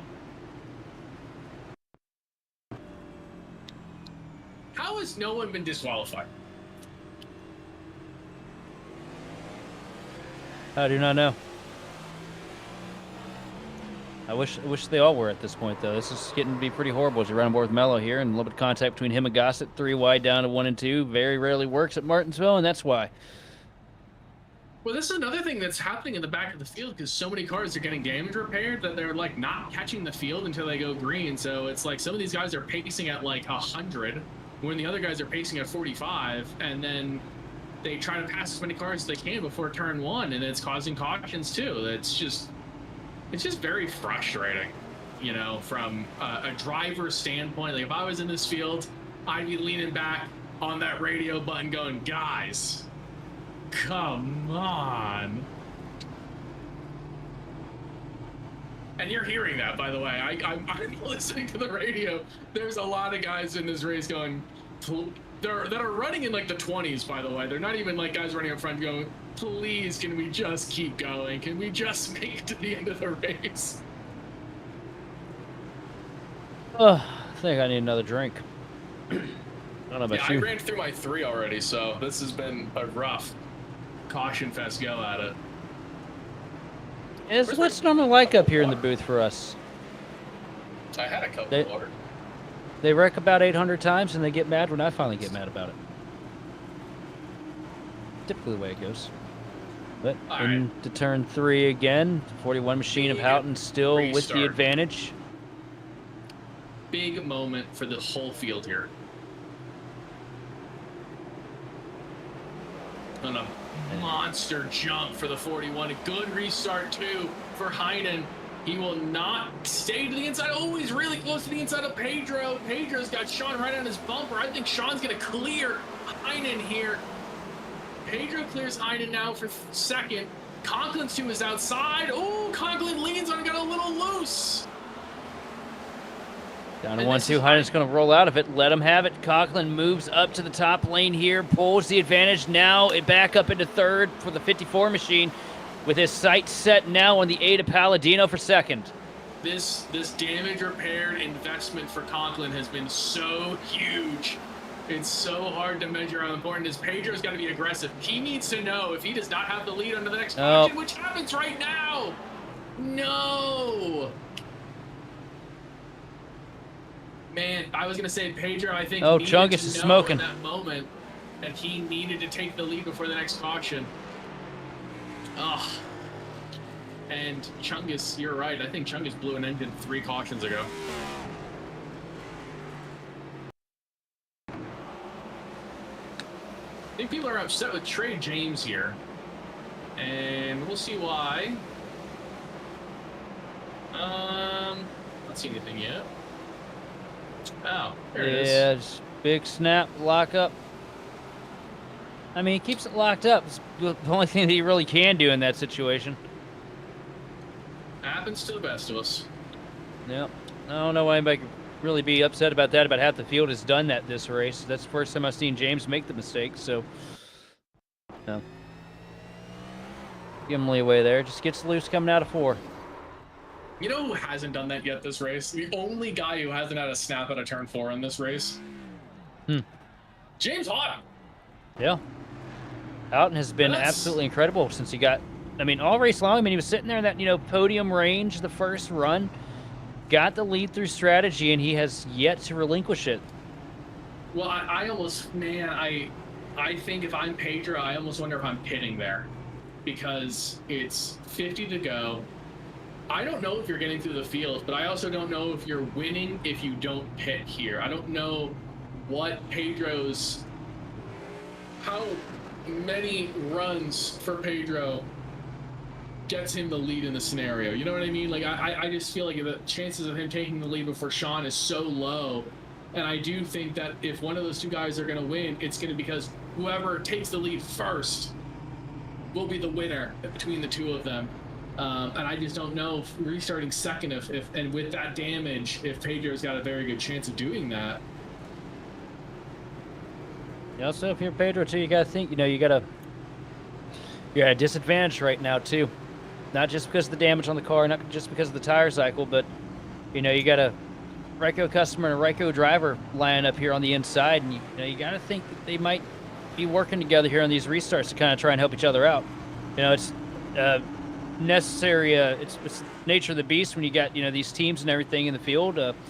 Every one of us is guilty of doing it. And sometimes you're the winner on it, sometimes you're the loser. And right now, Pedro's going to find out real quick if they're in comms together. Well, that's just it. That's the OEMs we talk about, right? iRacing OEMs are a little different than in real life. Green flag, and monster there we launch. go. Look at this. Conklin's going to be the inside of Pedro here right away. Best restart Pedro's had. That's the worst part. Is this has been the best restart. But Conklin got a better one that time. They're going to be 3 wide, down into 3, and up into the wall. Oh, no. Pedro gets moved up. Houghton misses the corner as well, trying to get past the 34. And Conklin leads. Michael Battiston ruined this race. Oh, Jesus Christ. Michael Battiston jumps out of pit lane to try to stay in front of the leaders and just, absolutely. I don't think Pedro had any chance of knowing that Conklin had to move him here. No. Here comes Pedro. I don't know if he's getting his spots back or if he's going to show his displeasure here. Houghton ended up having to blow the corner as well, which gave the lead over to Conklin because Houghton wanted to make it through without getting killed there. Yeah, that's what they're talking about right now in the lead. They had no idea that there was a car exiting pit lane. Look from Pedro's view. He has no chance of seeing this car. No chance of seeing this car. Spotter hasn't even called it by then. And he's in that marbles. He's trying to just keep the momentum up. And in those marbles, man, especially this late in the race, maybe earlier you could have gotten away with it. Not anymore. There's just so much debris up there. And Pedro has just been running the race of his life all night, too. So much speed in the first half, and just the development with the cautions and the restarts, checkups, and it's Since then, it's been race over for him. Oh, I'm sorry to interrupt. There's 2 cars spun on pit lane. The 32 and the 34 have just spun on pit lane. What is going on? I don't know if they just wrecked each other. I just saw it on my screen. Chungus is still smoking. Trey James got into the back of Matt Cox on pit road and sent him around. And do you think that was intentional? All 3 of my picks are smoking in pit lane at the same time. I don't know if it was intentional or not, but I can't say it is pretty much absolutely stupid. We're wrecking on pit road here at this point. But Battiston also wrecked on pit lane. Yeah, he got hooked by the 20 because he was trying to miss the wreck, and the 20 didn't see it. All right, I need Bassin to just Hail Mary take the lead in this moment, because that's the only thing that could make this race feel whole at this point. Palladino's restarting 9th, by the way. I don't even know if he pit to repair all that damage. I don't even know if it matters at this point. Nope, car's still killed, so. Good launch here for Conklin. Going to clear the field down into 1 and 2, 3, 4, wide and around he goes. Oh, they're wrecking again.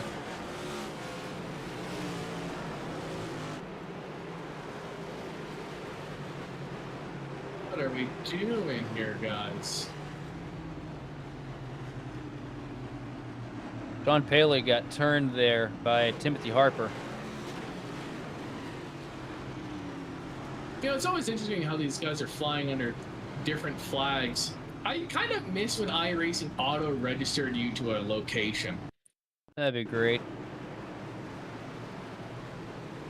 Yeah, he just kind of mistimes the jump. 23 gets to his inside, and yeah, absolutely cleans him out. Yeah, just clean him out. It's, you know, par for the course here. It's one of those things where you just, I don't know. Was it Timothy Harper who did that? Yep. And he's complaining on the radio that the 17 is the cause of the wreck. And look, I mean, the 17 had a, or sorry, not the 17, but the Sean Palig. I guess it's 17, right? Yeah. Palig got a shamrock shook there by Harper. Yeah, he just gets a bad jump because he mistimes it. There he goes to the inside, and then totally doesn't we all turn to the sit corner. here. We all sit here on the radio. Everybody's sitting here on the radio, you know, bitching about the cautions, complaining about the fact that everybody wrecks every 10 seconds, and everybody in this field goes and does stupid shit like this. I mean, it's just every time we come to these short tracks, everybody complains about how everybody else is driving, and they go out there and do something 10 times dumber. Listen, I don't know how we've been doing this since 2007, 2008, and we still have yet to figure it out. I will point out, at Phoenix, you guys were very good at watching me ship and send 2 cars. But I swear on my soul, the driver of that 23 in this race did the exact same thing, and it somehow got missed by the broadcast. But at one point when he did it, he full on, like, missed the corner, shipped a guy, and just replied on the radio, oops. It's just, It just seems part of the cars. I mean, at this point, we should start sending people around the track backwards, see what happens. I would be willing to restart in reverse. Probably pick up 4 spots. Here comes Houghton is going to be on the inside in row 3. I'm really interested in seeing if Houghton tries to get aggressive with Sean as we go green here. Good launch Conklin for gets Sean. the jump. Here comes Basin around the top through 1 and 2. Conklin almost over the curbing, but Basin's going to hang on, and they're wrecking again. The 17 goes around again. Oh, and they're wrecking out of turn 2. Tommy Gossett parked in the back straightaway here. Around. He was not part of He's the in initial reverse. Caution.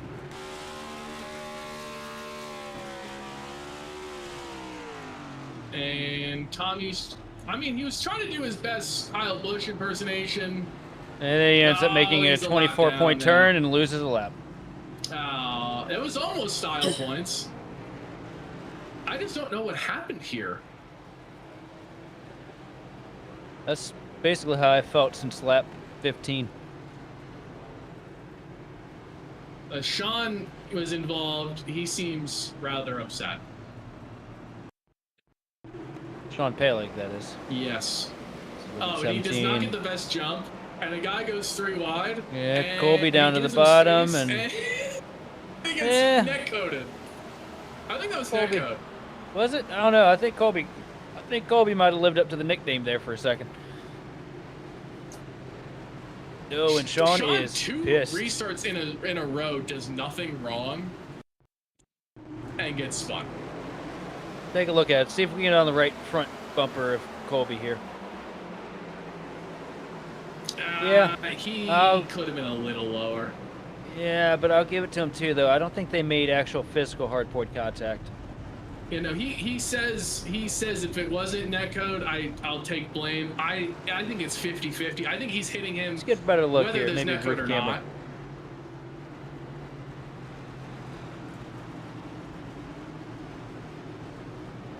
Oh, he's floating the broadcast. Hang on, Colby. Don't dig your own grave just yet. We got right on board with you here. We're gonna ride on board with you, Kobe. Just quote us directly on the broadcast.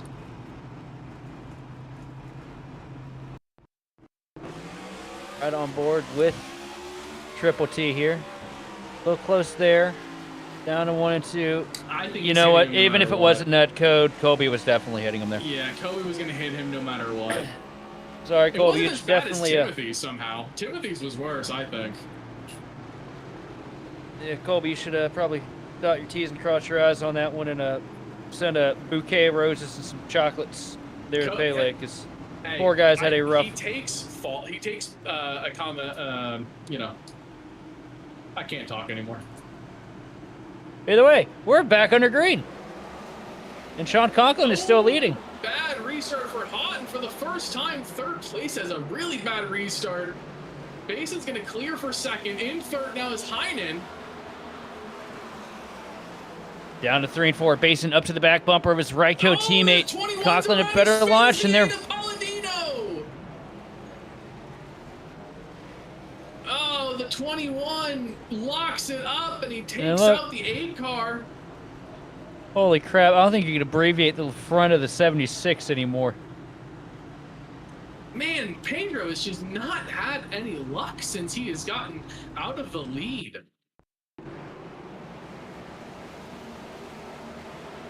It happens here. And he just gets in too deep, loses it. Pedro only loses like 2 spots, but man, it's like he was in 9th, and then he got up to like 7th, and then he was like going up to 6th, and then he's stuck in 9th again.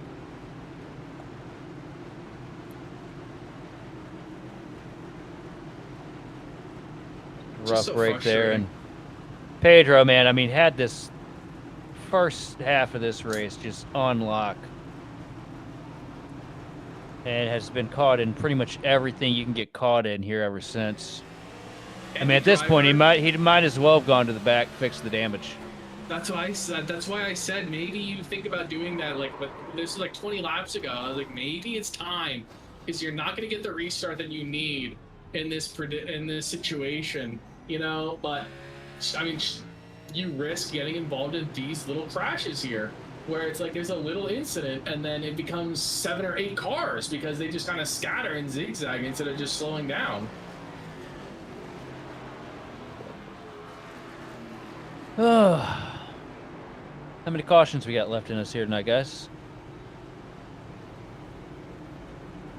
Our producer says yes. Vincent, what do you say? Wait, what? How many cautions we got left? Oh, Lord, don't make me ask. 7. 6. 7? 6. I like 6 here. We will have a 6-lap run. Will be our longest run. It will happen twice.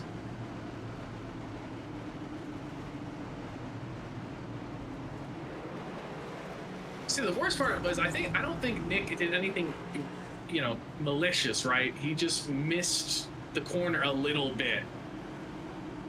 But it just seems like everyone reacts to the cautions so violently.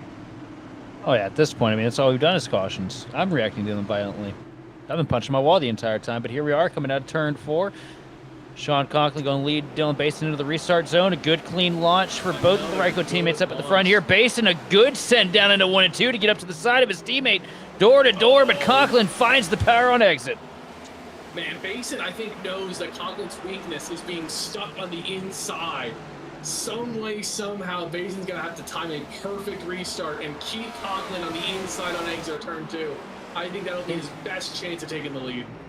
I think Basin's weakness, though, is the amount of load he has to put in the car to make that outside line roll to get to the door of Conklin. With that extra damage to the nose of the 84 machine, I don't think he's got enough downforce to really be able to make it stick. See a big wiggle out of Basin. They're trying to get to the power quicker than his teammate out of 4. And Conklin holds the lead down into 1. Meanwhile, side by side, Houghton trying to take over, hold on to the 3rd spot. Here comes Heinen down to the bottom on the backstretch. Oh, and Pedro Palladino exits pit lane.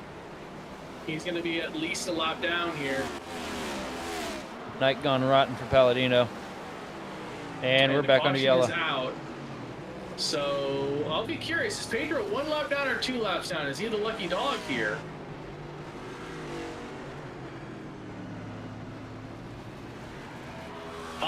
Did Houghton clear Heinen for 3rd?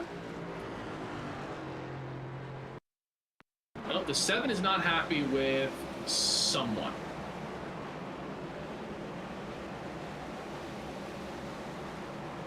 Oh, and he...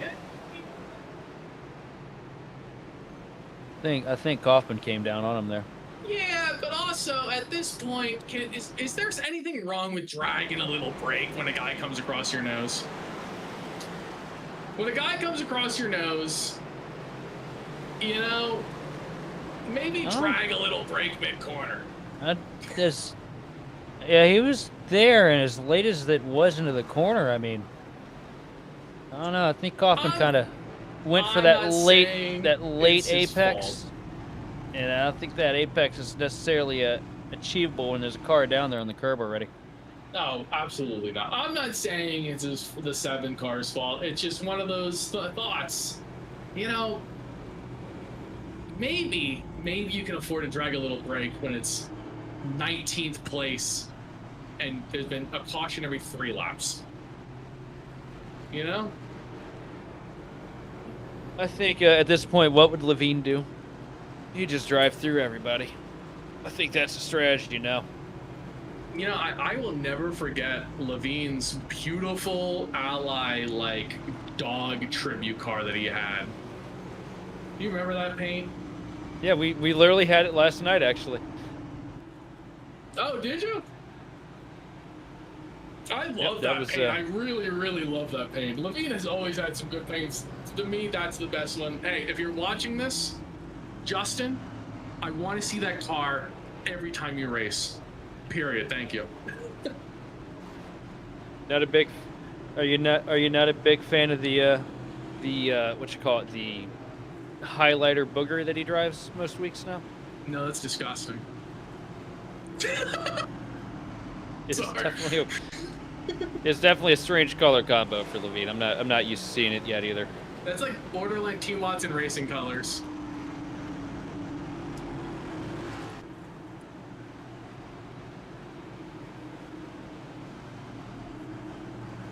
All right, here we are into 3 and 4. Sean Conklin with the lead over Dylan Basin. Houghton lining up in 3rd with Heinen up to 4th here. Houghton needs to have a good restart. I want to see him challenge from 3rd place. I think that's going to be the only chance that Basin has. He's going to clear him. See, Basin right there, he should have tucked in. As soon as he was clear of Houghton, he should have tucked in right there in the inside line and tried to jack Conklin off on the corner just a little bit. What? Oh, and there's a spin in 3. Oh my goodness, guys, what are we doing? What did you just say, Vince? Clip it, chat. Clip it. I'm trying to hold on. He did what in the corner? If this is the corner, right? Hold on, wait a second. No. I don't think we need a picture of this. That was really bad. If here's, no, I'm laughing. Stop. If here's the corner, right? That's did the corner eat corn? That's the corner.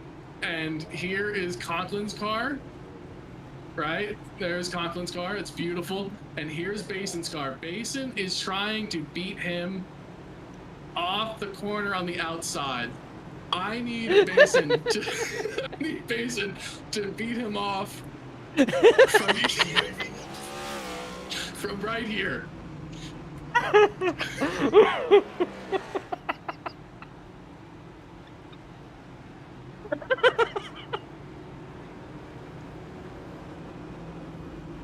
I can't breathe.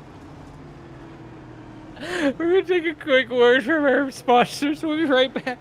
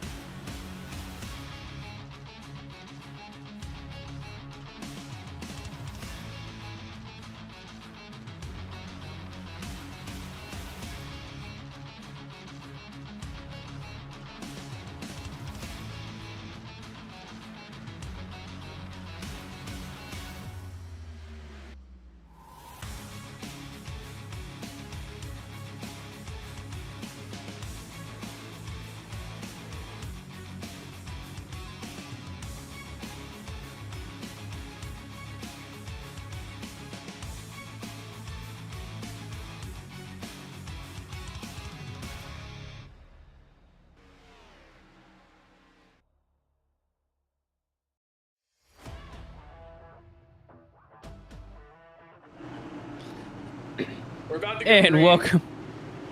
welcome back to Martinsville. Sean Conklin up here in control over his teammate Dylan Basin, James Houghton in third, and Heinen in fourth. Green flag is out. We are Great back racer, underway. Sean.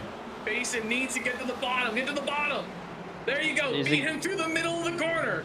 Oh, No, he's not gonna be able to do it. Bumper. Back down to 3 and 4. Conklin with the advantage. Here comes Basin trying to charge in, but the nose damage, I just can't imagine that car is No, there's a rotating. spin. Center Harper's 2-0. And around. Oh, the 18 spins Harper. Man, I'll tell you what, Basin did exactly what I think you're supposed to do when you're in second to take the lead. You don't try to be equal with him on the jump. You try to basically just time it 1 second after them and tuck in behind. Because I think the only way you're going to pass the leader in this race under green is to just jack those tires off the ground and send them around. Kind of like what happened in the 23 there. I don't think that Harper is going to be going to Cheddar's anytime soon, because he just got cleaned out. That's unfortunate. Well, I mean, it's already beat to hell, right? Like we're hurting it.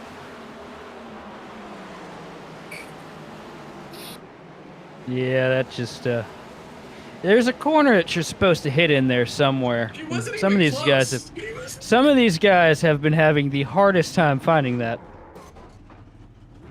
Favorite part of this. Can we clip that? All right. How many cars? A number of cars have disconnected from this race, and yet some way, somehow, Chungus is in dead last. How did this happen? How did I pick last place had a- finisher? Because he blew up. Look at Colby trying to beat the pace car off of pit road here. And he's just barely going to be able to do it. There we go. It's the first pass for the lead, and I think forever now. There's all the cautions. We're trying to bring you all the racing action here.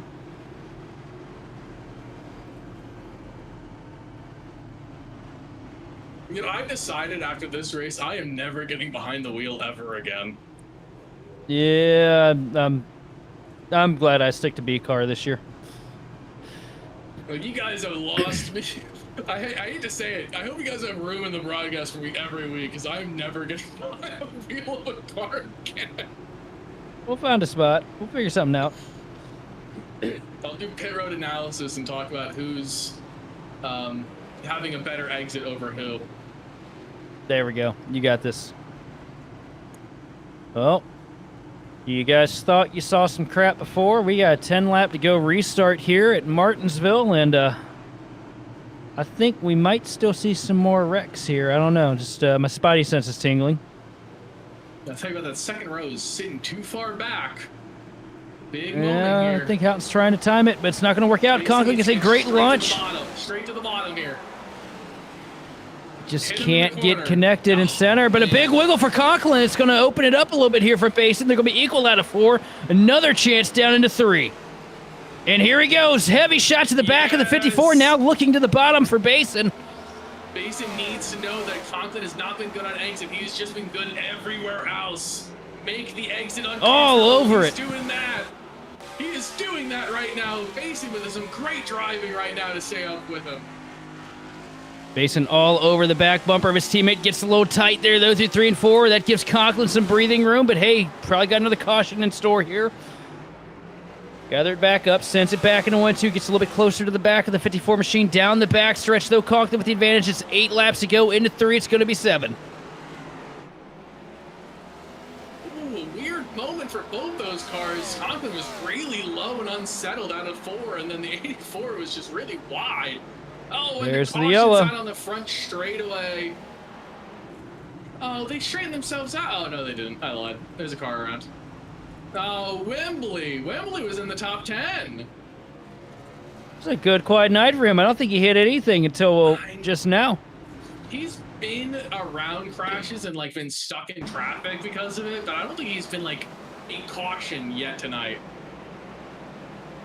Ah.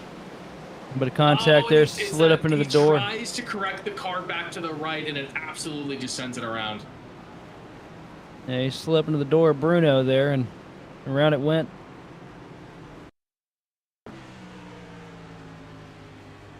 Right on board with Wembley here. Yeah.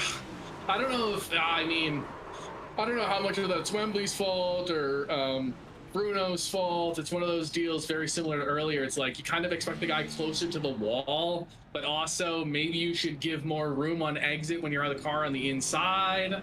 But then if you give too much room, you're going to get loose anyways because you have too much wheel in it. But the one thing you cannot do is correct the car back to the right, and that's what sent him around.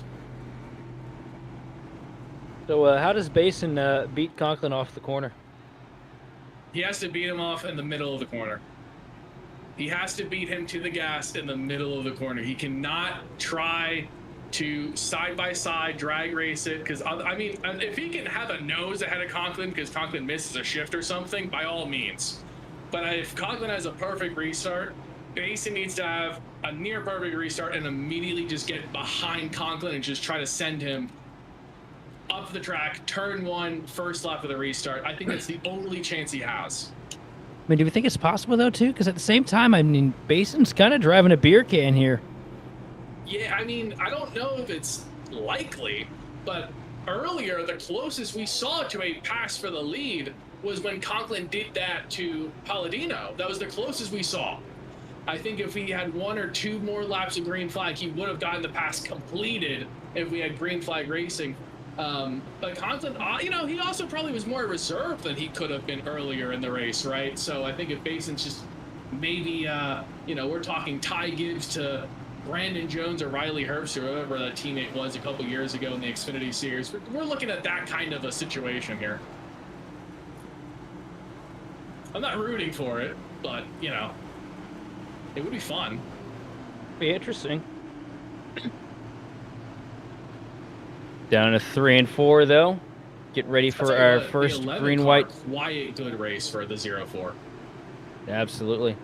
But here into the restart zone, green flag is back out. Green-white checkered. Inside. 2 laps to figure it out. No! No! We'll try and hang on the door. Maybe he'll get the run off here. Gets a good exit all over the back bumper. Sean down into 3. Is he going to be able to get to the bumper? Are they going to touch? No, Gossip's Caution! around. And Basin was in the bumper when the yellow came out. See, and that's why I say you have to do it in 1, 2. That's the other thing is that cautions are going to come out. So you basically have to make the job happen by the exit of turn 2. Ugh, Tommy gets spun around. I don't know who he got spun by. Tommy does not sound happy right now. He tries to make it 3 wide, and he does. He gets the room.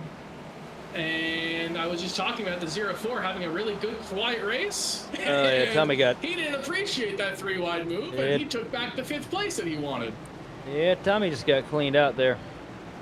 He absolutely right-reared you, Tommy. That's 100% true. I'll say one thing, you know, there's not many people I'd right rear here on iRacing. Tommy is definitely on the top of that list.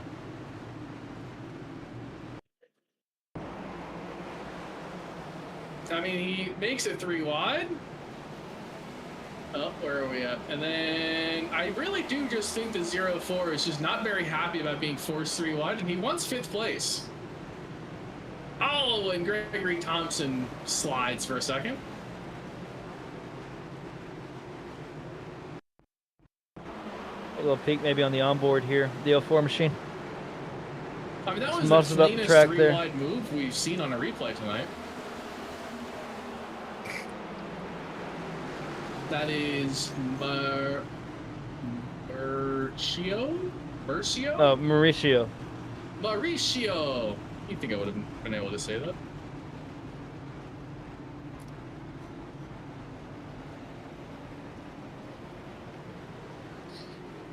Nope, we're getting it spelled out here. See who's around aboard. Mauricio. Oh, I added an I. I messed that up.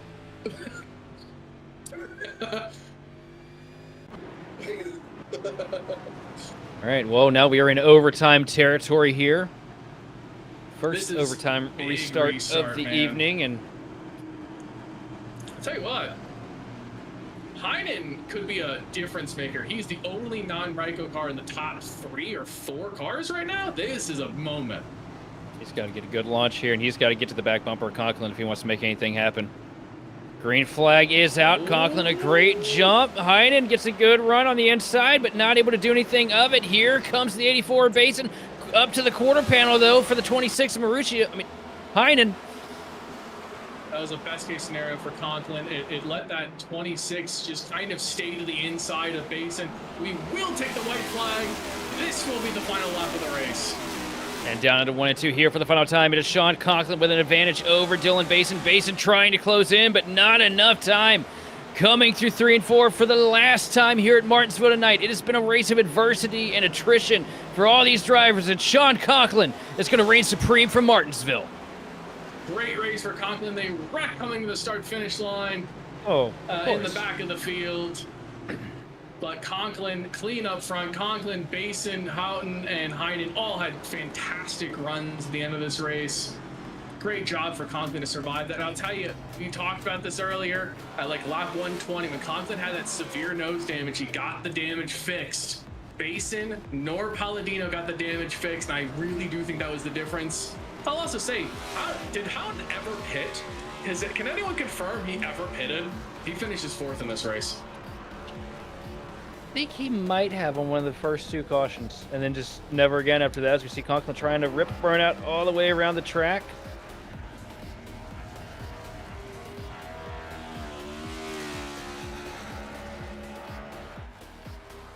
And they are fighting on pit road right now.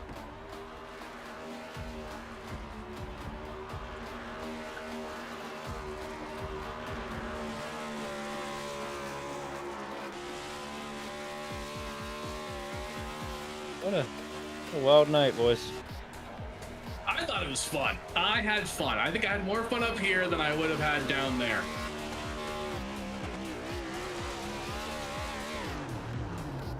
Yeah, I'm so glad that I was up here tonight, because I would have probably DNF'd and cussed everybody out. But the the official race results here tonight, and race winner, as well as Sheldon Super Duper Fast Guy Lap of the Race Award, goes to Sean Conklin in the 54 machine. Dylan Basin coming up second with Ricky Heinen in third. Fourth place goes to James Houghton, with fifth going to Gabriel Mauricio. Sixth place goes to Aaron Raymond, followed by June Slim in seventh. Eighth goes to Dustin Gwynn, with Nick Kaufman in ninth. And running at the top 10, it's going to be J.R. Barbarema. Vincent? Pedro Palladino, a most disappointing 11th place tonight, but he had a great run. And 12th place is the 12th of Zach Range. Then 13th is Lucas Malo. 14th is James Bomar. And 15th is Jason Branch, as we just saw a kickflip on live TV. 16th is Maggie McGuire. 17th is Matt Cox. 18th is Trevor Trago. 19th is Jason Wale. And 20th is Joseph Brower. Sorry, I got completely lost. No, I got lost in the sauce there. Coming home 21st is going to be Kevin Chalk with Tommy Gossett in 22nd. 23rd goes to Charles Wembley with Timothy Harper in 24th. 25th place is going to be the 37 machine of Colby Jackson, followed by Gregory Thompson in 26th. 27th going to Mike T. Bruno, followed by Ryan Minder in 28th. 29th goes to Sean Peleg with Trey James in 30th. And rounding out the 35-car field tonight is going to be Indy Cassie, Jacob Gladelich, Michael Battison, Jose Sauce Jr., and Louis Bezerra. Beautiful. Beautiful event. I mean, this was fun, right? Well, we got Dylan Basin and Sean Conklin ready to be interviewed. Who do you want to take here, Vincent? You want to take P2 or the race winner? I want the race. No, I'm gonna grill Basin on why he didn't try to win. I don't know. I'm kind of 50-50 on this. Who do you want? Man, I'm good with. Yeah, there we go. And sitting here with our second place finisher this evening, Dylan Basin, and I'll let you have it there, Vincent. No, I thought you just said you were gonna take it. Oh man, we got. This is getting very Canadian very quick. Dylan, you did a great job tonight, dude. I was rooting for you. The last couple of restarts, I was hoping that you were gonna move Sean. Were you thinking, should I move Sean, or were you thinking I want to survive in second place? What was happening in the last few restarts? I tried to move him, but he outbreaks me, and I'm already locking up. There was one time I got to his bumper, and I hit him the whole corner, and absolutely nothing happened. And I don't know what else we'll have to do. Doesn't matter because we wreck for 28th every restart, so I make it to turn 1, pick up 3 gears, and all right, back to caution.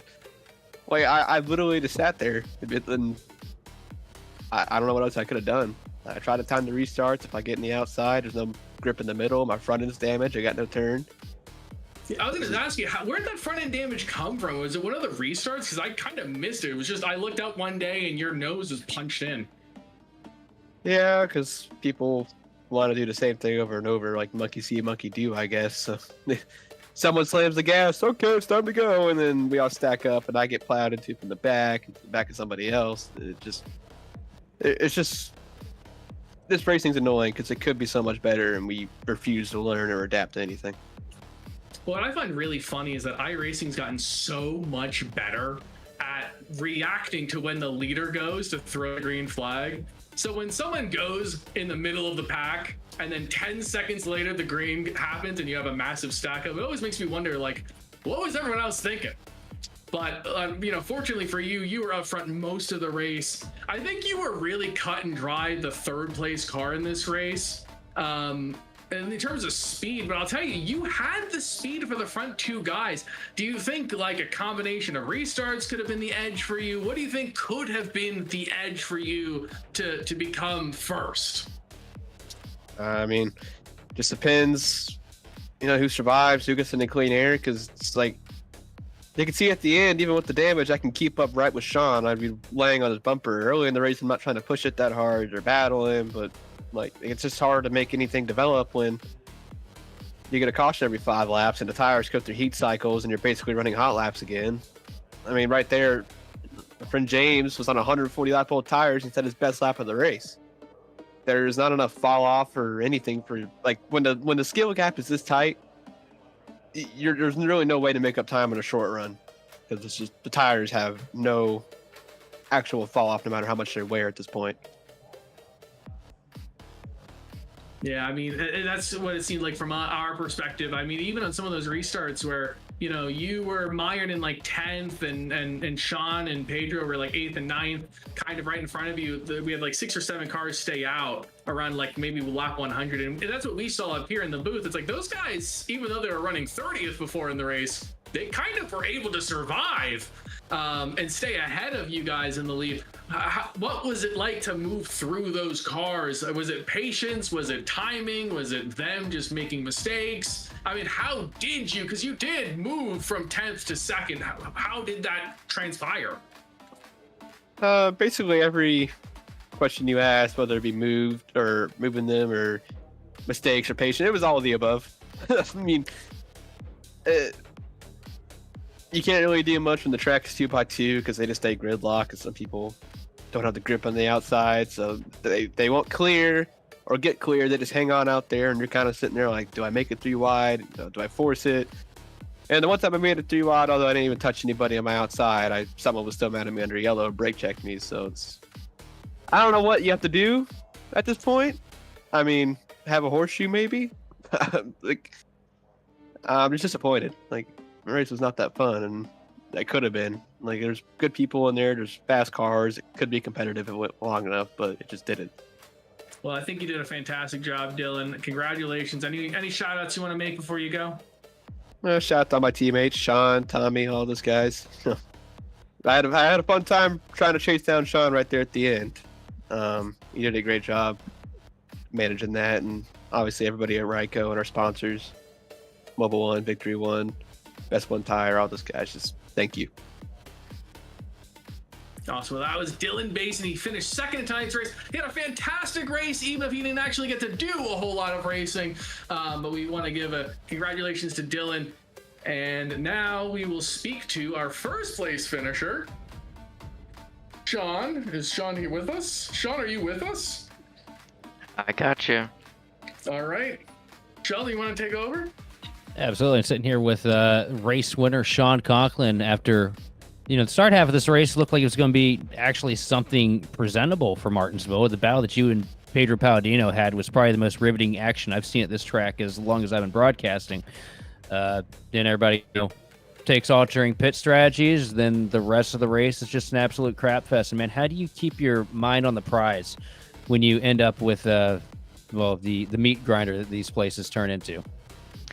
I don't even know. It's just that first half of that race was so difficult trying to get around Pedro there. I mean, he did a good job, and this is the first Martinsville event that is with this updated aero, the second rendition of it, and it makes it worse on short tracks too. And I never thought I'd say that in my life, that there is dirty air at Martinsville, but I have experienced it firsthand tonight for about 100 laps, and man, even if you get on the inside of them, there was just no grip down there at the bottom of the concrete on exit.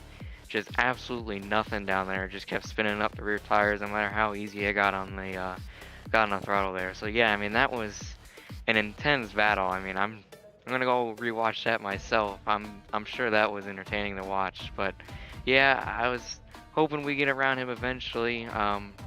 Hoping we would do it before all those pit stops and we get into that craziness where some people stay out and people are on new tires and everybody just jostling to the field, and the guys on new tires are trying to get back to the front, and that just created a whole bunch of chaos. But thankfully we got through it. Me and Basin did together, got back up to the front, and we were able to stay there for this race. So how did you survive the crawl back through the field too? I saw you got that little bit of damage early on. After that first restart went absolutely haywire. I think somebody missed the shift on the outside lane or something like that and stacked everybody up. But, you came down pit road, got the damage fixed, got a new set of freshies put on it, came back out on the track, and, from then you just, methodically crept your way back up, restart merchant every caution, it seemed like. How did you manage to get through, though, without getting completely clobbered? Because anybody else did that. They didn't bring a full car home with them. Yeah, we were really good on the brakes all night, like throughout the entire race, and I think that definitely helped passing cars, but it was also about being lucky too. You got to be in the lane that's moving, can't be in the lane that has the guy spinning his tires and messing up and all that. We were in it a few times, and that's how we got that damage in the first place and had to go back to 32nd. But yeah, just getting into the corner really good with the brakes, not locking up, not locking the rears, and just trying to make our way through and keep getting lucky. So off week next week, then we come back, we go straight to Bristol. How you feeling about your chances in Thunder Valley? I always love Bristol. I'm a little sad that the top lane's not gonna be an option again this year, unfortunately. But you know, I always love Bristol. Well, I assume the dirty air will be a little bit worse there too, with the updated short track stuff. But you know, hopefully we'll figure it out. We'll try to figure out the ins and outs of it during testing and see what we can do. And also, how's the RTP situation looking for you right now? How are we sitting in the points right now? Going great right now. We're in P10, which is pretty great. I mean, considering we had to burn up our drop week at Daytona, which really hurt us in the points, we're coming back through really nicely. We're not in that like top 5, top 3 caliber in the points. I feel like we are on track during each race, but that race in Daytona definitely really hurt us and put us back. But all we need is top 30 in points, and we'll be moving on. Well, Sean, we're absolutely pulling for you here. Excited to see you potentially make yourself up to pro. And to finish things out here tonight, who do you want to take a shout out for the win this evening for Martinsville? Just everybody at Ryko putting this piece together. Another really solid Martinsville car. We always do really good every time we come here, even with all the updates. I want to thank Gossip Bus Lines, Randy Bell Construction, Mobile One, Best One Tire, and just all those guys who run the car at the sports team. Well, thanks John, for joining us before up you here. go, can I ask just 2 quick questions? Yeah, sure. As someone who's about to be on the broadcast next week, getting lapped, not next week, but the following week from next week after Easter. Actually, I don't know if I'm gonna be all right. For people like me who are gonna get lapped at Bristol, what is better? Should I hold the bottom and let you go around on the outside, or should I just stay on the outside and let you have the inside in the corner? That depends. I'm not sure. If we're talking about last year Bristol, I'd say go to the top, but I'm not sure where the rubber is going to build up and how this car is going to handle with the updated packages. So I'm not sure about that, but if I were to guess, if it's anything like last year, then I would say go to the top.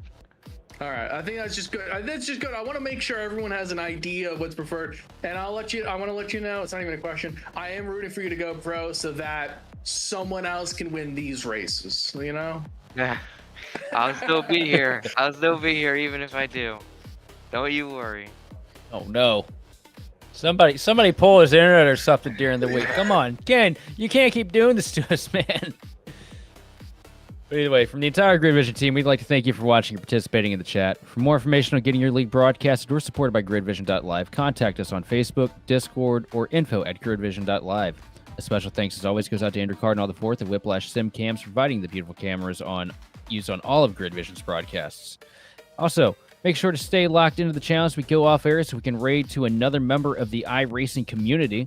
Congratulations once again goes to Sean Conklin on winning tonight's race from Martinsville. This has been Sheldon Atkins, and I've been joined by Vincent Crow and Austin Derbyshire down in the truck this evening, and we will see you next time on the grid.